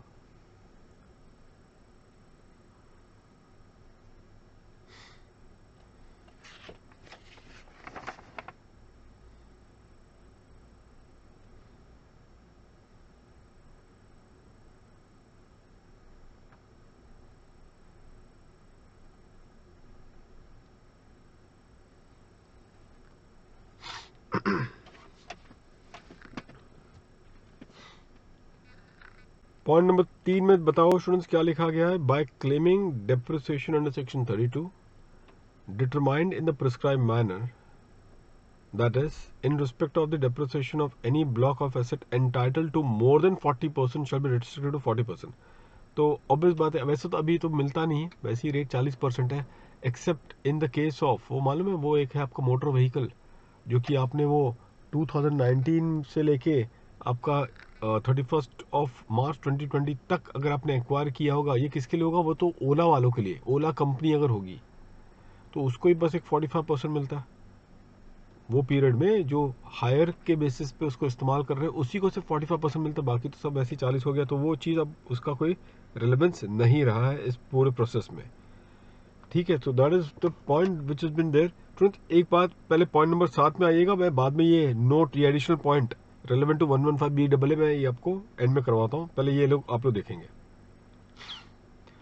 Failure to satisfy the condition, तो वहां पे इन्होंने बोला है कि अगर तो क्या किया है आपने, ये जो कंडीशन है जो मैं बताया गया वो पॉइंट नंबर 5, ये कंडीशन एक्चुअली देखा जाए तो किसके लिए होगा, मेनली ये इसके लिए ही है। आपका पॉइंट नंबर 5 अगर आप देखोगे वो ये ना, it should not B form by splitting up of the business which is already in existence, वो वाला पॉइंट था। और वो होटल के यूनिट में आपने बिजनेस नहीं चालू करना है, और फिर आप ये अगर बिजनेस अगर आप ऑप्ट करते हो तो आपको मैन्युफैक्चरिंग के अलावा कोई और बिजनेस चालू नहीं करना है। तो ये पॉइंट नंबर 5 में, पॉइंट नंबर 6 में ये सारे डिडक्शन वाले कंडीशन है। तो कहने का मतलब ये है कि भाई आपने फिर एक बार ये ऑप्ट कर लिया तो फिर आपको ये डिफॉल्ट नहीं करना है, फाइन, पॉसिबल है आपने डिफॉल्ट कर दिया। अब 115BAB के लिए तो वो 5 और 6 दोनों एप्लीकेबल होगा, और जहां तक 115BAA की बात है तो उसको तो वो आपका मैन्युफैक्चरिंग और वो split up by existing business and all, उससे कोई रेलेवेंस नहीं था, या फिर मैन्युफैक्चरिंग के अलावा कोई और बिजनेस नहीं करना चाहिए। तो इसी वजह से उनके लिए सिर्फ पॉइंट नंबर 6 है। और पॉइंट नंबर 6 क्या है? वो सारे डिडक्शन वाले कंडीशन, जो कि एक्स्ट्रा डिडक्शन वाले जितने सेक्शन है वो वाले कंडीशन। तो 115 BAB क्या कहता है? On the failure to satisfy the conditions mentioned in 5 and 6 above in any previous year, the option exercised would be invalid in respect of the assessment year relevant to that previous year and subsequent AY, आगे के सालों के लिए भी। अब students, अब आप क्या है, ये डिस्क्वालीफाई हो जाओगे। Consequently, the other provision of the act would apply to the person as if the option had not been exercised for the assessment year relevant to the previous year and the subsequent year. तो आगे के लिए भी आप disqualify हो चुके हो। Where option exercised under 115 BAB is rendered invalid due to the violation of the conditions stipulated in 5(4) to 6. वही अपना 5(4) to 6 क्या है होगा कि ओल्ड प्लांट एंड मशीनरी के साथ आपने शुरू नहीं करना है। फिर आपका ये था होटल बिल्डिंग वाला है, और फिर आपने मैन्युफैक्चरिंग के अलावा और कोई बिजनेस नहीं करना है। तो अगर उस वजह से क्या है, अगर उस वजह से आपका 115 BAB का क्या हो जाता है, ये रद्द हो जाता है, तो फिर उस केस में सच पर्सन, देखिए बहुत क्रिटिकल है, सच पर्सन, अगर मैं दूसरी बिजनेस चालू कर रहा हूँ, सबसे सिंपल एग्जांपल स्टूडेंट, सो यहाँ पे therefore if the SSE also starts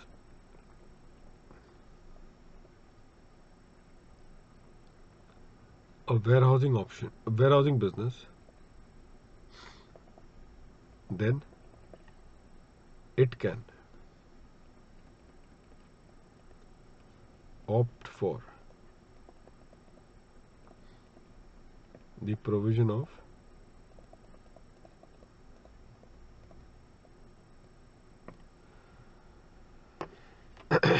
therefore if the SSE also starts a warehousing business, then it can opt for the provision of section 115 BAA.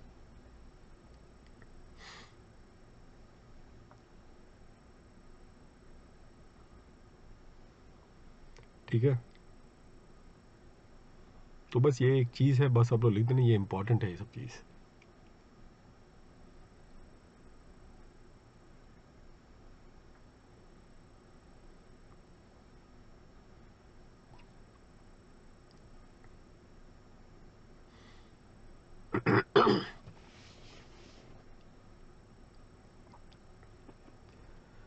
यहाँ का स्टूडेंट पॉइंट 115 BAA और BA यही point है, बस 6 के context में दिया गया, आप लोग एक बार देख लो, मतलब वो इनवैलिड हो जाएगा और आपको अब ये ऑप्शन नहीं देंगे हम, neither this neither nor in the subsequent year, बस वही चीज़। मैट के लिए देखो स्टूडेंट्स क्या लिखा है, मैंने बताया ना ये गलती से हुआ है इनको, ये गलती से हो गया 115 BA में मैट गलती से आ गई है। अब चलो ठीक है, गलती हो गया जो हो गया, प्राइमरी कोई करने वाला नहीं है, और जो कर रहा है उसको 115 BAA का विंडो मिला हुआ कि आप चाहो 115 BA एकदम घुटता होगा आपका, चलिए आप 115 BAA में आ जाइए, वो उनको विंडो दे रखा हुआ है। बाकी के लिए 115 BAB और 115 BAA को तो अगर ये ऑप्शन ऑप्ट करते हैं, आप करते हैं तो आपको फिर मैट नहीं लगेगा। ठीक है, तो ये सिचुएशन होगा। एक बेहतरीन क्वेश्चन आपको मैं सॉल्व करने वाले हम लोग, वो देखना उसमें कैसी गेम खेली जाएगी। Availability of the set of the MAT credit, obviously भाई मैट क्रेडिट का कोई काम मतलब ही नहीं बनता, isn't it? तो अगर तो यहाँ पे मैंने लेकिन एक बात रखी है स्टूडेंट्स, इस केस में यहाँ पे ये बहुत एक टैक्स प्लानिंग वाला है। 115 BAA ऐसी एक चीज आती है ना, मैं हमेशा क्या करूंगा मालूम है, वो कहावत बोलते हैं 100 चूहे खा के बिल्ली हज को चली, बस वही गेम है। आप सारे इंसेंटिव खा लो और चले जाओ हज में, और हज आपका है 115 BAA, ये आप अल्टीमेटली मान के चलो स्टूडेंट्स। तो आप पहले सारे इंसेंटिव को क्या करो, अवेल कर लो, जितना मन भर के करना, लेकिन ध्यान रखना स्टूडेंट्स, ऐसा ना हो कि ब्रॉडफोर्ड लॉस आ जाए और फिर आप 115 BAA में आ जाओ और वो ब्रॉडफोर्ड लॉस में उनके अंश मिल रहे हैं। किन के अंश आपको मिल रहे हैं? ये बड़े बड़े डिडक्शंस के अंश पाए जा रहे हैं, तो ऑब्वियसली वो लॉस भी लैप्स कर जाएगा। तो उसको एग्जॉस्ट कर लो, फिर बाद में क्या करना आ जाना, इसमें तो कोई मना ही नहीं है, हमेशा दरवाजे खुले हैं आपके लिए। वही पर्टिकुलर बात यहाँ पर है कि अगर मैट क्रेडिट अगर होगा और आप एग्जिस्टिंग कंपनी हो, तो पहले आप मैट क्रेडिट को सेट ऑफ करके खत्म करो उसको, क्योंकि यहाँ आ जाओगे तो मैट क्रेडिट लैप्स कर जाएगा। इसके वजह से आप वो अच्छे से उसको एग्जॉस्ट कर लो, फिर आइए 115 BAA में आपका स्वागत है। बिल्कुल। तो अब ये पर्टिकुलर पॉइंट होगा स्टूडेंट्स इस कॉन्टेक्स्ट में, यहाँ पे अब ये पॉइंट नंबर 10 देखना, adjustment for transaction with person having close connection. अब ये होगा, अब सबको नजर आता होगा ये चीज, तो बार बार अलग अलग जगह पे तो आती गई है। हमने इसको प्रॉफिट लिंक डिडक्शन में भी देखा था, हमने इसको स्पेसिफाइड डोमेस्टिक ट्रांजैक्शन में भी देखा है, और अब यहाँ पे फिर से आएगा। आना स्वाभाविक है, लॉजिक अगर लगाओ तो पता चलेगा कि हाँ भाई ये तो आएगा ही आएगा। क्या होगा यहाँ पे कि भाई 17% का उसको दिख रहा है, यहाँ पे 17% है ना मैन्युफैक्चरिंग के लिए, तो नजर अल्टीमेटली टिक रही है। और मैं भी कंपनी हूं, मैं मान के चलो 25%, तो मुझे लगता रहेगा यार तुम्हें तो सिर्फ 17% लग रहा है, तो एक काम क्यों नहीं करते हो, एक ट्रांजैक्शन करते हैं दोनों के बीच में। अगर आपका प्रॉफिट अगर बढ़ भी जाए प्राइमरी, तो भी आप तो 17% में शहीद होंगे, और हमारी प्रॉफिट अगर बढ़ जाए तो ये 25%, अगर मैं 115 डबल में हूँ, या फिर 30% में शहीद होऊंगा। तो अगर थोड़ा आप अपनी प्रॉफिट बढ़ा दो और मुझे थोड़ी प्रॉफिट अपनी कम करने की उस ट्रांजैक्शन में मौका मिल जाए, तो फिर बात बन जाए स्टूडेंट्स। ये लेकिन आप किसके साथ करोगे, इस टाइप के जो ट्रांजैक्शन है वो किसके साथ किए जाते हैं। So these type of transaction students is can be done only with those person with whom you have got a close connection. उसी पर्सन के साथ ये सब ट्रांजैक्शन किए जाते हैं स्टूडेंट जिनके साथ आपका क्या है, अटूट रिश्ता है, अटूट।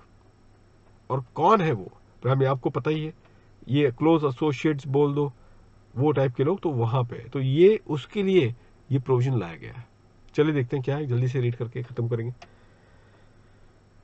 If the assessing officer opines that the course of the business between the company and any other person having the close connection therewith is so arranged that the business transacted between them produces more than ordinary profit to the company, ये क्या कर रहा है, उसको more than ordinary profit दिलवा रहा है।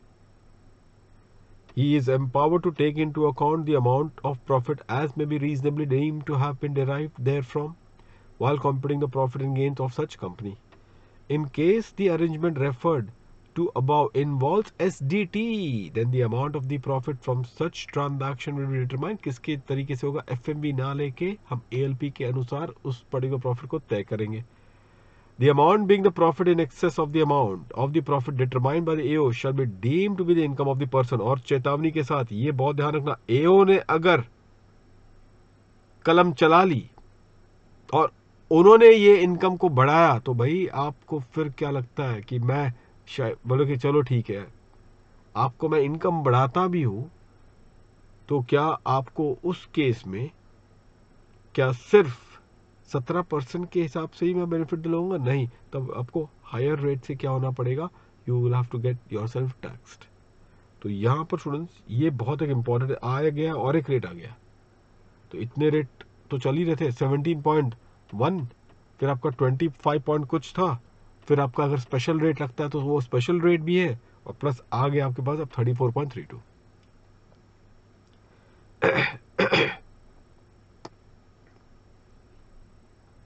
तो ये सब एमसीक्यू के लिए इंपॉर्टेंट स्टूडेंट, थोड़ा सा केयरफुल रहना आप लोग, ठीक है। बाकी ये दोनों के लिए नहीं है, क्योंकि ये दोनों के लिए उतना होगा भी नहीं, क्योंकि भाई 25% के में वो स्लैब में आ गए इन लोग, तो उनको देख के ज़्यादा इतना इंसेंटिव नहीं होगा जितना है 17% के केस में। इसके लिए दोनों के लिए क्राइटेरिया नहीं रखी गई है। अब ये थोड़ा सा केयरफुल रहना स्टूडेंट, ये लास्ट पॉइंट है, exercise of the option by the company with in the prescribe time. इसको एक बार ध्यान से देख के पढ़ते हैं।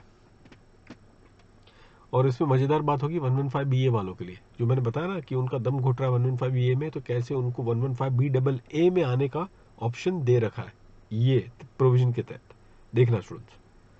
So the provision of this section would apply if beneficial owner would exercise in the prescribed manner on or before the due date under 139(1) for furnish the first return। Students highlight करके चलो इसको, first return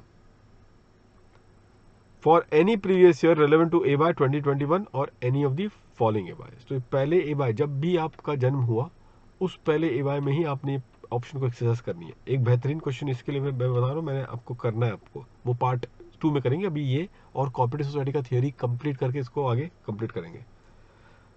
once above option is exercised, it would apply to the subsequent assessment year। Further, option exercised for any previous year then it cannot be withdrawn for the same or any other previous year. तो एक बार आपने ये हो गए तो फिर ठीक है. हाँ, बस एक हो सकता है कि इनवैलिड आप खुद से वो करके आप हमेशा एक तरीके से एग्जिट मार सकते हो. वो आप खुद ही इनवैलिडेट अपने आप को करवा सकते हो. That is the point that they are trying to say in this regard. So once the above option is exercised, it will apply to the subsequent AY unless there is a violation of point 5 and 6 that we have discussed. Further, once the option exercised for any previous year, then it cannot be withdrawn for the same or any other previous year. Note पे देखो क्या लिखा गया. The option has to be exercised at the time of furnishing of the first. देखिए फिर से आया first of the returns of the income for any previous year. और लिखा है if a person fails to so exercise such option, then it cannot exercise the option for any subsequent previous years. तो आगे की subsequent previous year के लिए क्या ये फिर ऑप्शन एक्सरसाइज कर पाएगा? ना, आंसर इज नो. ठीक है, तो जो भी करें पहले साल में करें, ये वो बात बताने की कोशिश की गई है. आइए on the second column. The provision of this section would apply if the beneficial owner would exercise in the prescribed manner on or before the due date under 139 subsection 1 for furnishing the return of the income for any previous year relevant to the AY 2021 or any following AY. इसमें एक चीज missing दिख लग रही है आपको. क्या? First गायब नहीं है. ये वर्ड फर्स्ट गायब है यहाँ से. देखा आप लोगों ने? So this is a point that should be always borne in mind. Once the above option is exercised, it would apply to the subsequent AYs. चलो ठीक है. Further, once option exercised for any previous year, then it cannot be withdrawn for the same or any other previous year. Unless आपने point 6 का default किया. यहाँ पे student किसका default लिखोगे आप लोग? किसका डिफॉल्ट लिखोगे आप लोग? 6 का. Point 6. Note, the option can be exercised even later. देख रहे हो? The option can be exercised even later. तो यही मैंने बोला था ना कि भाई आप पहले पूरे अपने डिडक्शंस को एग्जॉस्ट कर लो, फिर आप लोग यहाँ पर आइए तो बात बन जाए स्टूडेंट्स. Isn't it? तो एक तरीके से आप प्लानिंग कर सकते हो इसमें. ये देखिएगा आप डायरेक्टली 115BA का ना, यही देखो. The company once exercise the option for any previous year, then it can not be withdrawn for the same or any previous year. मतलब 115BA के ऑप्शन को अगर आपने ऑप्ट कर लिया तो फिर अब आप इसको विड्रॉ नहीं कर पाओगे. और लेकिन आप बोल रहे भाई मेरा दम घुट रहा, जब से 115BA भी आया है या BAA आया है तब से मेरा यहाँ पे दम घुट रहा. ठीक है, आपको फिर क्या दे रहे हैं? देखो, further where the person has exercised option under section 115 BAA, the option under 115 BA may be withdrawn. अगर आप चाहते हो तो 115 BAA में आने के लिए, तो वो करने के लिए 115 BA को हम विड्रॉ करने के लिए अनुमति आपको दे देंगे, इजाजत दे दी गई है स्टूडेंट्स. तो with this particular point students, ये चीज मैंने करवाया है आपको यहाँ पे. तो ये जो है ना वहाँ पे नोट जो बताया गया था स्टूडेंट्स, ये आप नोटिस करना. ये पॉइंट नंबर 5 में जो लिखा है refer note at the end, अगर आप देखोगे वहां पर आके पॉइंट नंबर 5 वाला कंडीशन, यहाँ पे बस आप लिख सकते हो एक चीज स्टूडेंट्स. क्या लिखेंगे आप लोग? Just write here in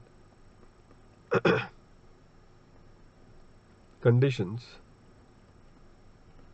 similar to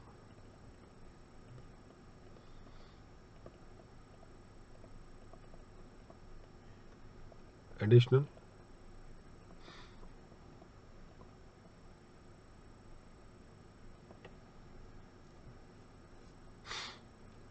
depreciation.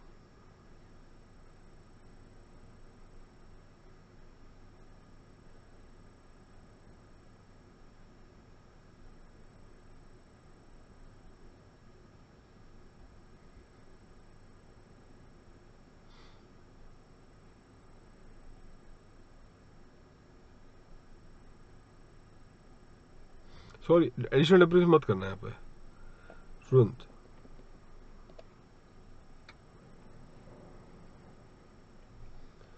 सो ये मालूम है आपको, condition similar to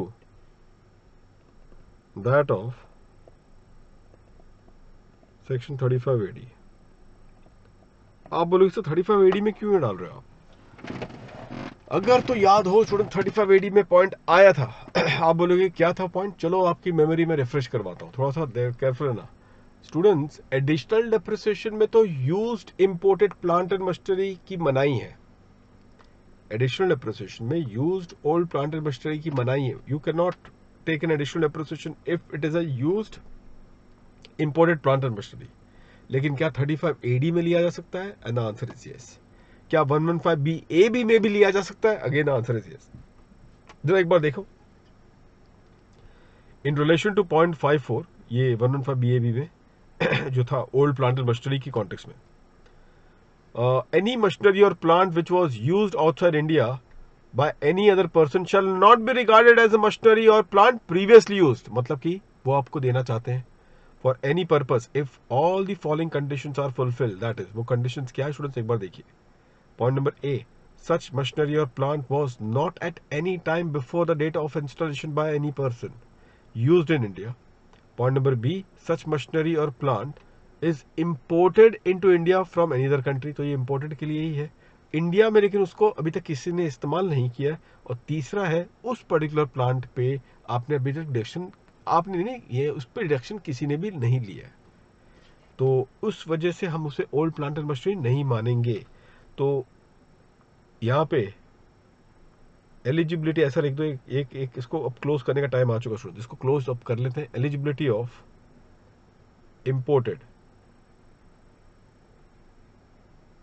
used plant and machinery।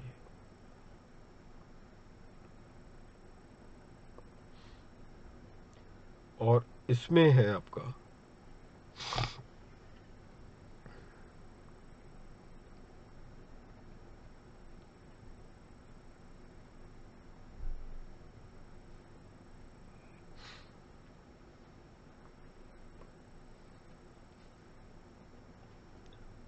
Additional depreciation 3212 है, लिख दो इनएलिजिबल। सेक्शन 35 AD बिजनेस के लिए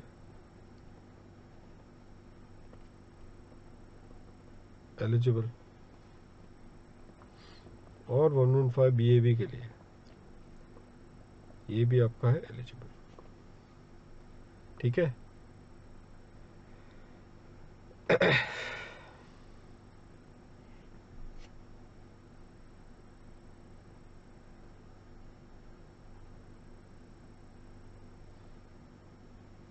ठीक है।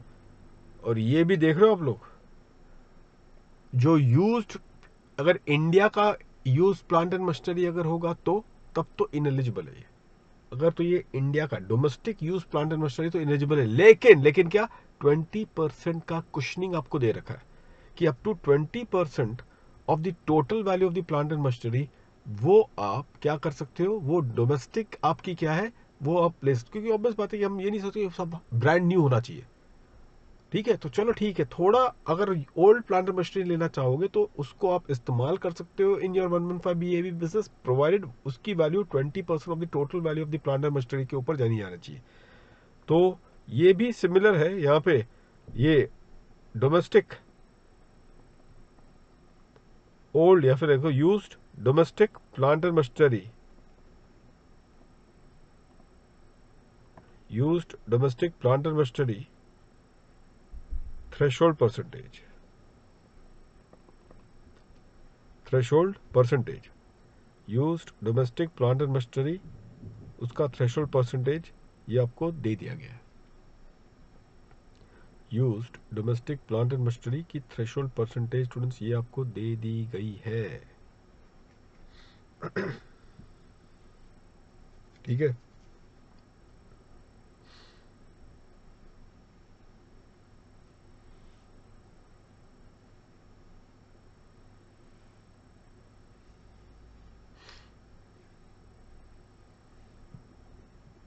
और यहाँ पे ब्रैकेट में लिख दो same as that of 35 AD। 35 AD में भी स्टूडेंट्स ये सेम था। Did you got this one? This was the same condition which was also there in 35 AD। चलिए, अब प्रैक्टिकल प्रॉब्लम, अच्छा ये आया, एक मिनट रुक जाइए। ये मैन्युफैक्चरिंग के डेफिनेशन में स्टूडेंट्स बी केयरफुल, रीड करना आप लोग इसको।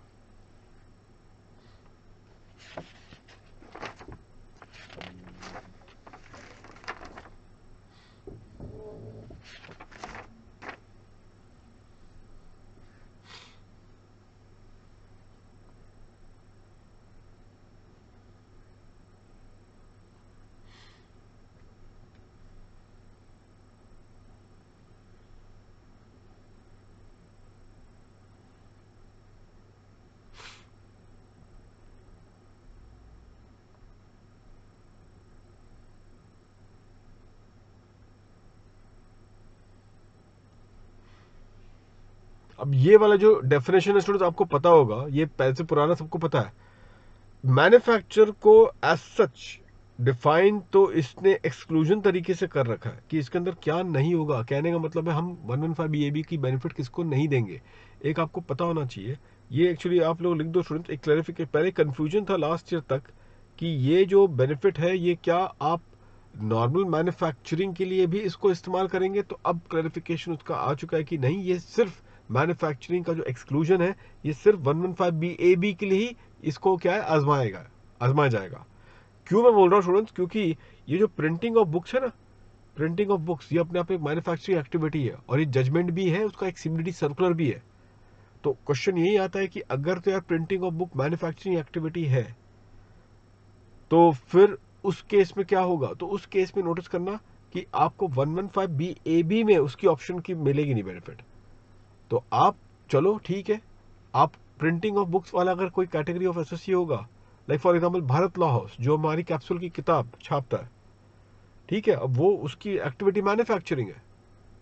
अच्छा, अगर वो चाहे तो अकॉर्डिंगली 115 BAB तो उनके लिए वैसे ही है ही नहीं, कि वो तो उनका इनकॉर्पोरेशन बहुत पहले का। लेकिन एक हाइपोथेटिकल केस ले लेते हैं कि उसको आना है, उसके अंदर नहीं आ पाएगा 115 BAB में।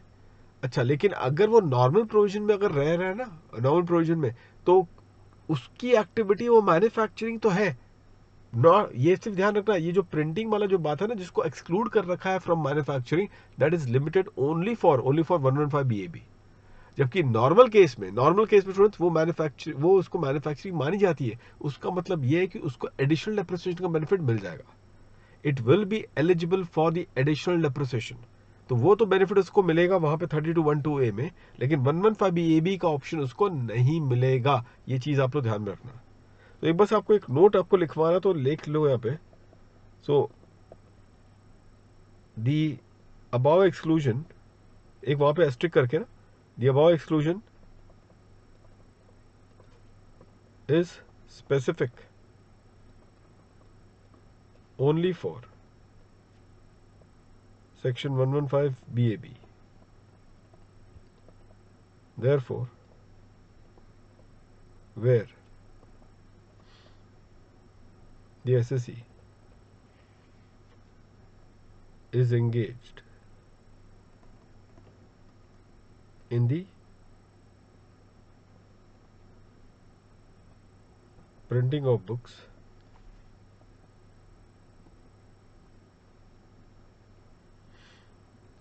then the same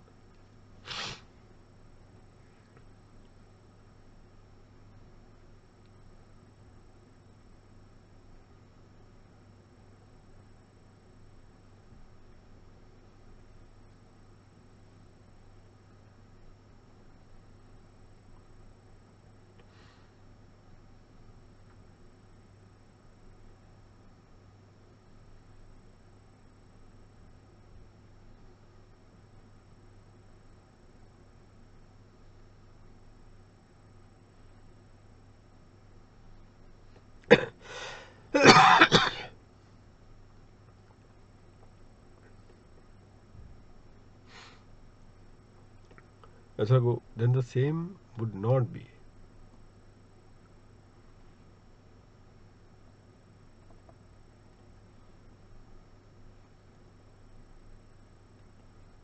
considered as manufacturing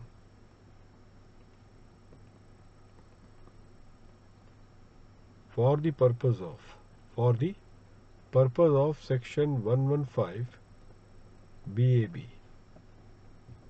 However, such SSE can claim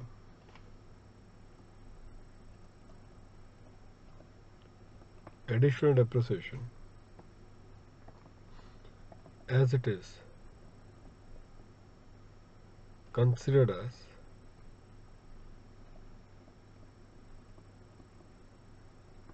a manufacturing activity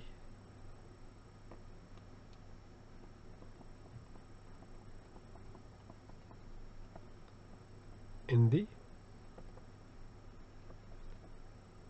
normal parlance, तो उसे हम मैन्युफैक्चरिंग एक्टिविटी मानते हैं इन दी नॉर्मल पार्लेंस। तो ये बस ये पर्टिकुलर पॉइंट है स्टूडेंट्स जो कि आप लोग को ध्यान रखनी है। Did you all got this one? ठीक है ना। तो ये स्टूडेंट्स अब मैंने कंप्लीट किया है प्रैक्टिकल प्रॉब्लम पार्ट बी में। हम लोग नेक्स्ट पार्ट इसका हम लोग करेंगे तो देख लेंगे। अभी तो आप कोऑपरेटिव सोसाइटी का ये जो प्रोविजन है उसको भी साथ में कर लेंगे। छोटा प्रोविजन है, उसके भी प्रैक्टिकल्स मैंने बताया ना, एक चीज़ मैंने लिंक की है, so that I will take you through this one. पहले तो आप लोग स्टूडेंट्स कोऑपरेटिव सोसाइटी का नॉर्मल टैक्स रेट एक बार देखिएगा। All of you will just look into the normal tax rate of a cooperative society. तो up to 10,000 10%, 10,000 से 20,000 20%, और 20,000 से ऊपर है 30% का सरचार्ज उनको जो लगता है। 1 करोड़ के ऊपर अगर इनकी टोटल इनकम चली जाए तो 12%। तो ये नॉर्मल उनका अभी तक का स्ट्रक्चर है, ढांचा है। ठीक है, तो ये अभी तक का सिचुएशन है। अब इनके लिए जो सबसे बड़ा प्रोविजन है और स्पेसिफिक प्रोविजन जिसके लिए हम यहाँ पर आए हैं वो है आपका एटीपी। एटीपी के अंदर स्टूडेंट्स इन्हें ये एक डिडक्शन मिलती है। तो लगे या तो चलो पहले एक एटीपी कर लेंगे और फिर मैं आपको वो प्रोविजन में लेकर चलूंगा। और जैसे मैंने बताया ना, एक बार वो अल्टरनेट टैक्स रेजिम का प्रोविजन पढ़ लिया, फिर अगले पार्ट में will start solving the question both for the company as well as for the cooperative society. पहले ये एटीपी कर लेते स्टूडेंट। क्या बोला गया है, प्राइमरी एक्टिविटी क्या होनी चाहिए उनकी और जिसके लिए एटीपी की डिडक्शन मिलेगी। तो देखो यहाँ पे 2 कैटेगरी देख रहे हो, ये वाला यहाँ पे ये वाला किया और ये, क्योंकि ये वाला जो कैटेगरी है इन्वेस्टमेंट इनकम है।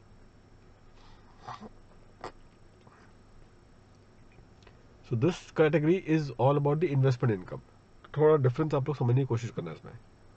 तो अब नोटिस करेंगे आप लोग स्टूडेंट्स, यहाँ पे एक एक करके पढ़ो। यहाँ पे income of banking business for its member. अच्छा, ये बाय द वे मैं आपको बता दूं, cooperative society be careful students. मई 21 नवंबर 21 वासियों, आप लोग को एक चेतावनी दे रहा हूँ, ये एक छुपा रुस्तम जैसा सेक्शन बैठा रहता है हमेशा। और जब तक आ नहीं जाए ना रिसेंट पास्ट में, तब तक तसर चैन मत लेना, क्योंकि ये पिछली बार आया था और मेरे इंट्यूशन के मुताबिक आया था, और ये आया था मई 17 में। मई 17 नहीं, मई 16 में आया था ये। मई 16 में आया था, मई 16 या नवंबर 16, दो में से कोई तो एक कदम था। और यही हालत थे, बच्चे ठंडे बैठ गए थे। और उसी वजह से आईसीआई बस मौका देखती है कि कब बच्चे लोग अल्टीमेटली इस सेक्शन को लेकर सुस्त पड़ जाते हैं, और अकॉर्डिंगली वहीं पे वो आईसीआई पूछ लेती है। तो आपको थोड़ा सा केयरफुल रहना भाई, इसमें थोड़ा सा आराम नहीं करना आपने। You have to be very much careful about this section, it may get invoked in your examination. So let's have a look over here. तो इनकम फ्रॉम स्पेसिफाइड एक्टिविटी 100% की डिडक्शन आपको दी जाएगी अगर तो ये सारे इनकम आपके पास है। तो ये मेन बिजनेस है, एक्चुअली इसको प्राइमरी बिजनेस में कहूंगा। Income from the business, banking business, ये लेकिन ध्यान रखना बैंकिंग बिजनेस किसके लिए, कोऑपरेटिव बैंक है। और ये कौन सी बैंक है यहाँ पे, ये आपकी है ये नॉट अंडर 3617A। 3617A वाला जो कोऑपरेटिव बैंक वहां पर जो है ना, वो नहीं। सो यहाँ पे लिख दो other than 3617A, other than the cooperative bank of 3617, उनको छोड़ के स्टूडेंट्स, उसको छोड़ के बाकी कैटेगरी को यहाँ पे रखा गया है। So income of the banking business for its member ATP.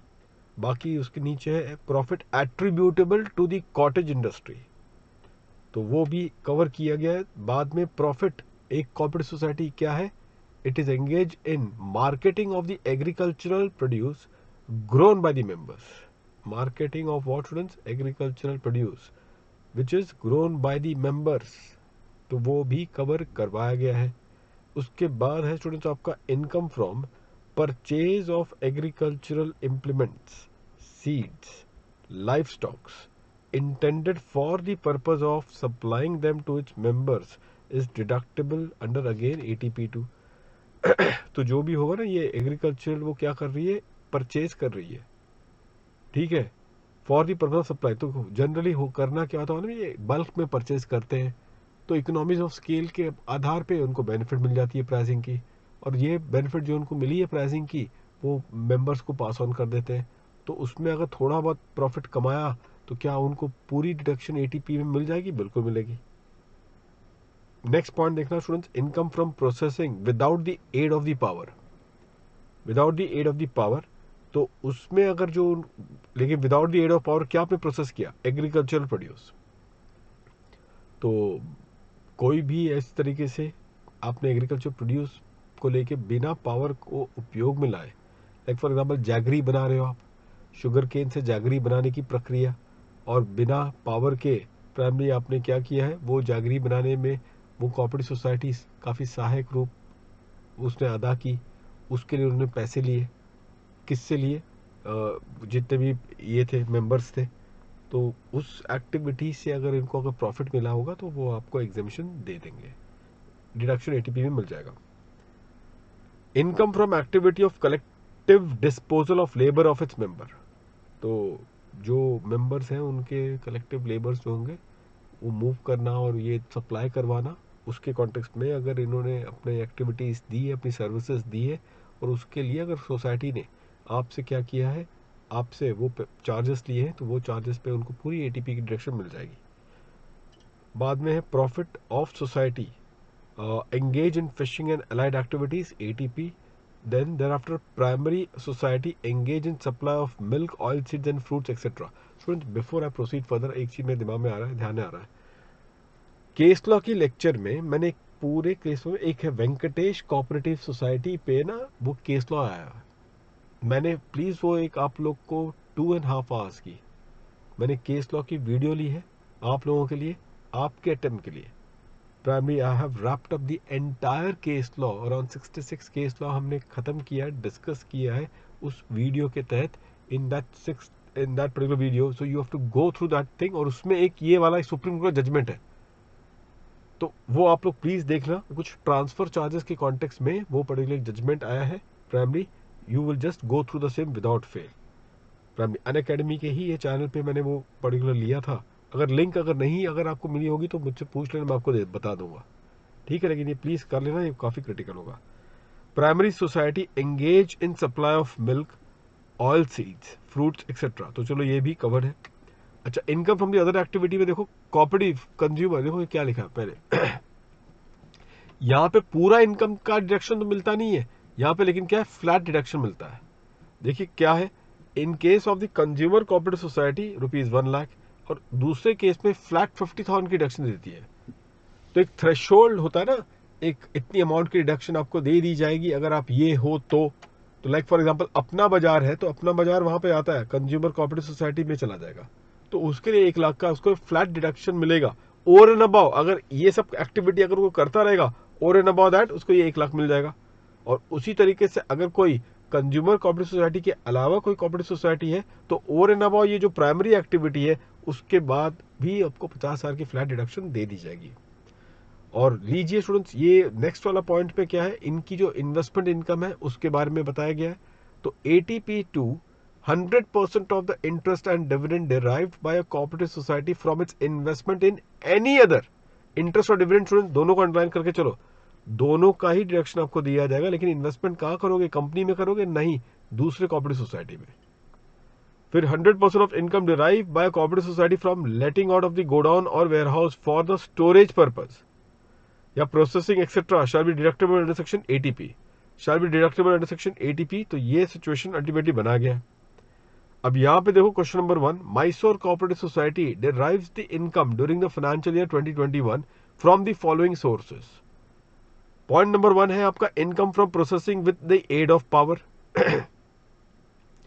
कितना डिडक्शन मिल रहा है, 40,000 का, with the aid of power. तो बताओ ये क्या मिलेगा आपको, नहीं मिलेगा। Without the aid of power होता और वो एग्रीकल्चर प्रोसेसिंग की अगर बात होती, एग्रीकल्चर प्रोड्यूस की बात अगर होती तो शायद हम सोचते, लेकिन विद एड ऑफ पावर में तो कुछ नहीं है। Income from collective disposal of labour ये मिलेगा, हाँ ये प्राइमरी एक्टिविटी एलिजिबल है तो इसका आपको पूरा मिल जाएगा। Interest from another cooperative society ये भी मिल जाएगा, अनदर कोऑपरेटिव सोसाइटी का आपको भी मिलेगा। इनकम फ्रॉम हाउस प्रॉपर्टी ये तो नहीं लिखा हुआ है, अनलेस ये बोला जाए लेटिंग ऑफ द गोडाउन और वेयर हाउस फॉर स्टोरेज और प्रोसेसिंग, तब एक अलग चीज हो जाती है। इनकम फ्रॉम अदर बिजनेस वो भी कुछ नहीं है। इनकम फ्रॉम द डिविडेंड ये मिल जाएगा। तो ये जो मिलेगा आपका वो मैं टिक कर लेता हूं, 3 है आपके पास, सॉरी। अच्छा, फिर बाकी एक्टिविटीज के लिए क्या मिल जाएगा इनको? तो कंज्यूमर कोऑपरेटिव सोसाइटी तो है नहीं है, तो बाकी एक्टिविटीज के लिए फिर इसको स्टूडेंट्स क्या मिलेगा? एड हॉक डिडक्शन दे दिया जाएगा students. The ad hoc deduction is what will be allowed to them, और यही चीज है स्टूडेंट्स इस कॉन्टेक्स्ट में। तो लीजिए एक बार देख लेते हैं हम लोग। Income from house property 75,000 computed था ये। फिर बिजनेस एंड प्रोफेशन में processing from aid of power collectible disposal 20,000 from other business 72, IFO इसमें 12 और 15। ATP में देखो क्या आया है अब, अदर ये investment income 27, income from collective disposal of labour fully deductible ATP2 कितना है? 20,000। Income from other business ₹72,000 deduction restricted to 50,000, ये कितना है? क्या ये मैंने बताया ना अदर बिजनेस का, ठीक है। तो उसका कंज्यूमर कोऑपरेटिव होता तो 1 लाख तक जा सकता था, लेकिन ऑब्वियसली रिस्ट्रिक्ट तो वहां पर भी करना पड़ता था आपको टू 72,000। आइए ऑल्टरनेट टैक्स रेजिम में स्टूडेंट्स,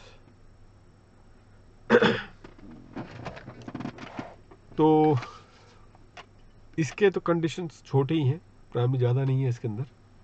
और इंडिविजुअल वाला जो लास्ट कैटेगरी हम लोग जब करेंगे, इवन दैट इज रीजनेबल, ठीक है। वहाँ पे बस 2 सेगमेंट है, सैलरी वाला और नॉन सैलरी वाले इंडिविजुअल, ऐसा बाइफिकेशन है। वो मैं आपको तभी बता दूंगा, अभी फिलहाल कोऑपरेटिव सोसाइटी में रहिएगा। क्या बोला गया? Not with standing anything contain in this act, but subject to the provision of this chapter, the income tax payable in respect of the total income of a person, students, being a cooperative society resident in India for any previous year relevant to the assessment year beginning on or after 1st April 2021, मतलब कि with effect from AY 21-22। तो किस previous year में होगा? Previous year 2021, AY 21-22। shall at the option of such person be computed at the rate of 22%। तो देखिए rate गिरवा दिया गया है, क्योंकि अभी आपने नोटिस किया होगा इनको स्लैब रेट मिल रहा है कि 10,000 तक 10%, 10 से 20% और 20 के ऊपर कितना लगेगा? 30%। तो उसको नहीं करके आपको एक स्टैंडर्ड रेट 22% का क्या है इन्होंने ये देने का काम किया है। Let's have a look what the situation arises in this case. exemptions and deductions under the head salary। अब देखो ये प्रोविजन जिस तरीके की सैलरी तो नहीं है primary, exemption and deductions under the head PGBP ये डाल दो यहाँ पे, exemption and deduction under the head PGP।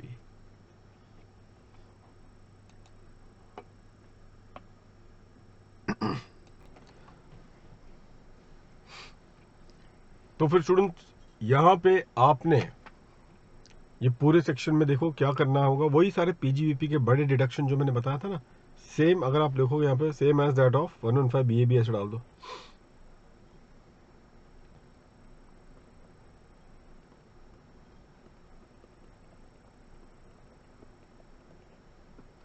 या BAA।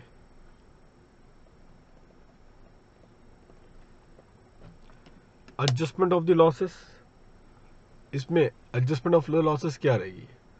तो यहाँ पर total income of the resident cooperative society is calculated without adjusting the brought forward loss from any earlier years attributable. ये देखो आपके क्या, ये जो PDF में मैंने इसको चेंज कर दिया होगा, बस बाकी जो स्टूडेंट्स कुछ हैं बस उसको चेंज करना है यहाँ पे। Attributable on account of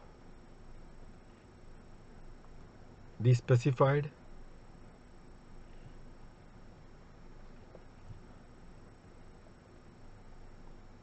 attributable on account of the specified tax incentive provisions। और ये टैक्स इंसेंटिव प्रोविजन इस बॉक्स में attributable on account of the specified tax incentive provisions, ठीक है। उसके बाद आपका स्टूडेंट्स आता है the applicability of the MAT AMT, sorry AMT होगा। तो यहाँ पे AMT आपको नहीं मिलेगा, तो AMT will not be applicable जैसे मैट वहां पे रखा था वहां पे एप्लीकेबल नहीं हुआ, तो इनके लिए AMT will not be applicable, क्योंकि ऑब्वियस बात है ना, ये सारे डिडक्शन जब आपको गिव अप करने पड़ते हैं तो फिर किस बात की AMT. Okay, further AMT tax credit of the earlier year can not be adjusted. अच्छा, अनलाइक देखो कंपनी में तो चलो मैंने बताया ना 115BAA का ऑप्शन भी है आपके हाथ में कि भाई आप पूरा खत्म कर लो और फिर स्विच करो 115AA, ऐसा यहाँ पर तो पॉसिबल नहीं है। An adjustment of the depreciated value of the block of assets, so where the unadjusted depreciation in the respect of the block of asset has not been given, तो UAD है, UAD of a block of asset has not been given full effect to prior to AY 21-22, corresponding adjustment shall be made to the WDV of such block as on 1st of April 2020 in the prescribed manner। अब ये prescribed manner बताया नहीं है, लेकिन कहने का मतलब मेरा मानना ये है ना, वो क्या करने वाले मालूम है, ये आपका जो यूएडी बना हुआ है वो आपको यूएडी को बोलेंगे कि आप ऐड करो इन दी WDV, जो क्योंकि अब ये वाले रेजिम में आप एडिशनल डेप्रिसिएशन ये सब चीज़ तो आप ले नहीं पाओगे, तो वो उसके लिए अभी चलो ये हमारे लिए क्रिटिकल फिलहाल नहीं है, क्योंकि the prescribe manner is yet to be prescribe, so we have to wait up till the prescribe manner has been put across. Option to be exercise before the specified time, वैसे ही जैसे आपके similar to यहाँ पर भी लिख दो आप लोग 115BAB जैसे सिमिलर प्रोविजन है। So nothing contained in the section shall apply unless the option is exercised by the person in such manner as may be prescribed on or before the due date under 139(1) for furnishing the return of income। किस previous year के लिए? On और after ये। तो ये एवाई में आपको option A freeze करना होगा कि चलना है आपको इस रेजिम के हिसाब से या नहीं। और एक बार आपने ऑप्शन एक्सरसाइज कर लिया है for any previous year, it can not B subsequently withdrawn for the same or any other previous year. तो अब आप बोलोगे सर मैं इस प्रीवियस ईयर में नहीं आना चाहता हूँ, मैं सब्सिक्वेंट प्रीवियस ईयर में 115BAD का ऑप्शन लेना चाहता हूँ, तो क्या मैं ले सकता हूँ? The answer is yes. तो जो बैड का जो ऑप्शन है, बैड है, इसको बैड वाले प्रोविजन बोलेंगे। तो बैड वाले प्रोविजन में तो एक BAB, BAA and BAD, there are 3 things which are to be considered. तो अब इंडिविजुअल का भी देखेंगे, तो उस कॉन्टेक्स्ट में इनके लिए आपका ये जो ऑप्शन है, ये जरूरी नहीं कि आपको पहले ही साल में इसको कवर, इसका पहला साल, लेकिन ये ऑप्शन का ये पहला साल ही है AY 21-22। लेकिन अगर आपको लगता है कि नहीं बाद में ठीक रहेगा, अभी फिलहाल ATP का मैं कर लेता हूँ डिडक्शन, क्योंकि आप नोटिस करना यहाँ पे कि अगर आप यहाँ पर हो तो क्या ATP की डिडक्शन आप ले पाओगे? नहीं ले पाओगे। And that is the reason why you have to take a call whether you want to opt in और you have to opt out. Opt in तभी करें जब आपका वो पूरा ये टैक्स इंसेंटिव का कोई अब आगे आपको स्कोप नहीं लग रहा है। So that is precisely the one of the point which has to be considered in this particular regard। तो स्टूडेंट अब ये प्रोविजन लगभग सिमिलर है from whatever we have discussed earlier in this regard, so more or less these are the same provisions। तो चलिए students, next part पे now we will solve all this questions which are being there. तो questions करेंगे और एक बहुत ही comprehensive question students मैं आपके सामने सॉल्व करने वाला हूँ। We will solve that thing, और वो एक आपका एक कंप्लीट एक क्लोजर बन जाएगा for what, for company and the cooperative society. एक बार ये कंप्लीट हो जाएगा, फिर हम लोग एक और सेशन लेंगे जिसमें इंडिविजुअल्स का थियोरी, उसमें एक ही क्लास में theory as well as practical में कंप्लीट करवा दूंगा इंडिविजुअल्स के लिए, उसी सिमिलर लाइंस पर है। अभी आपको बस इस पे ज़्यादा फोकस करना है। तो चलिए अगले पार्ट में मिलते हैं students with some very good questions के साथ, सॉल्व करेंगे। See you in the next part.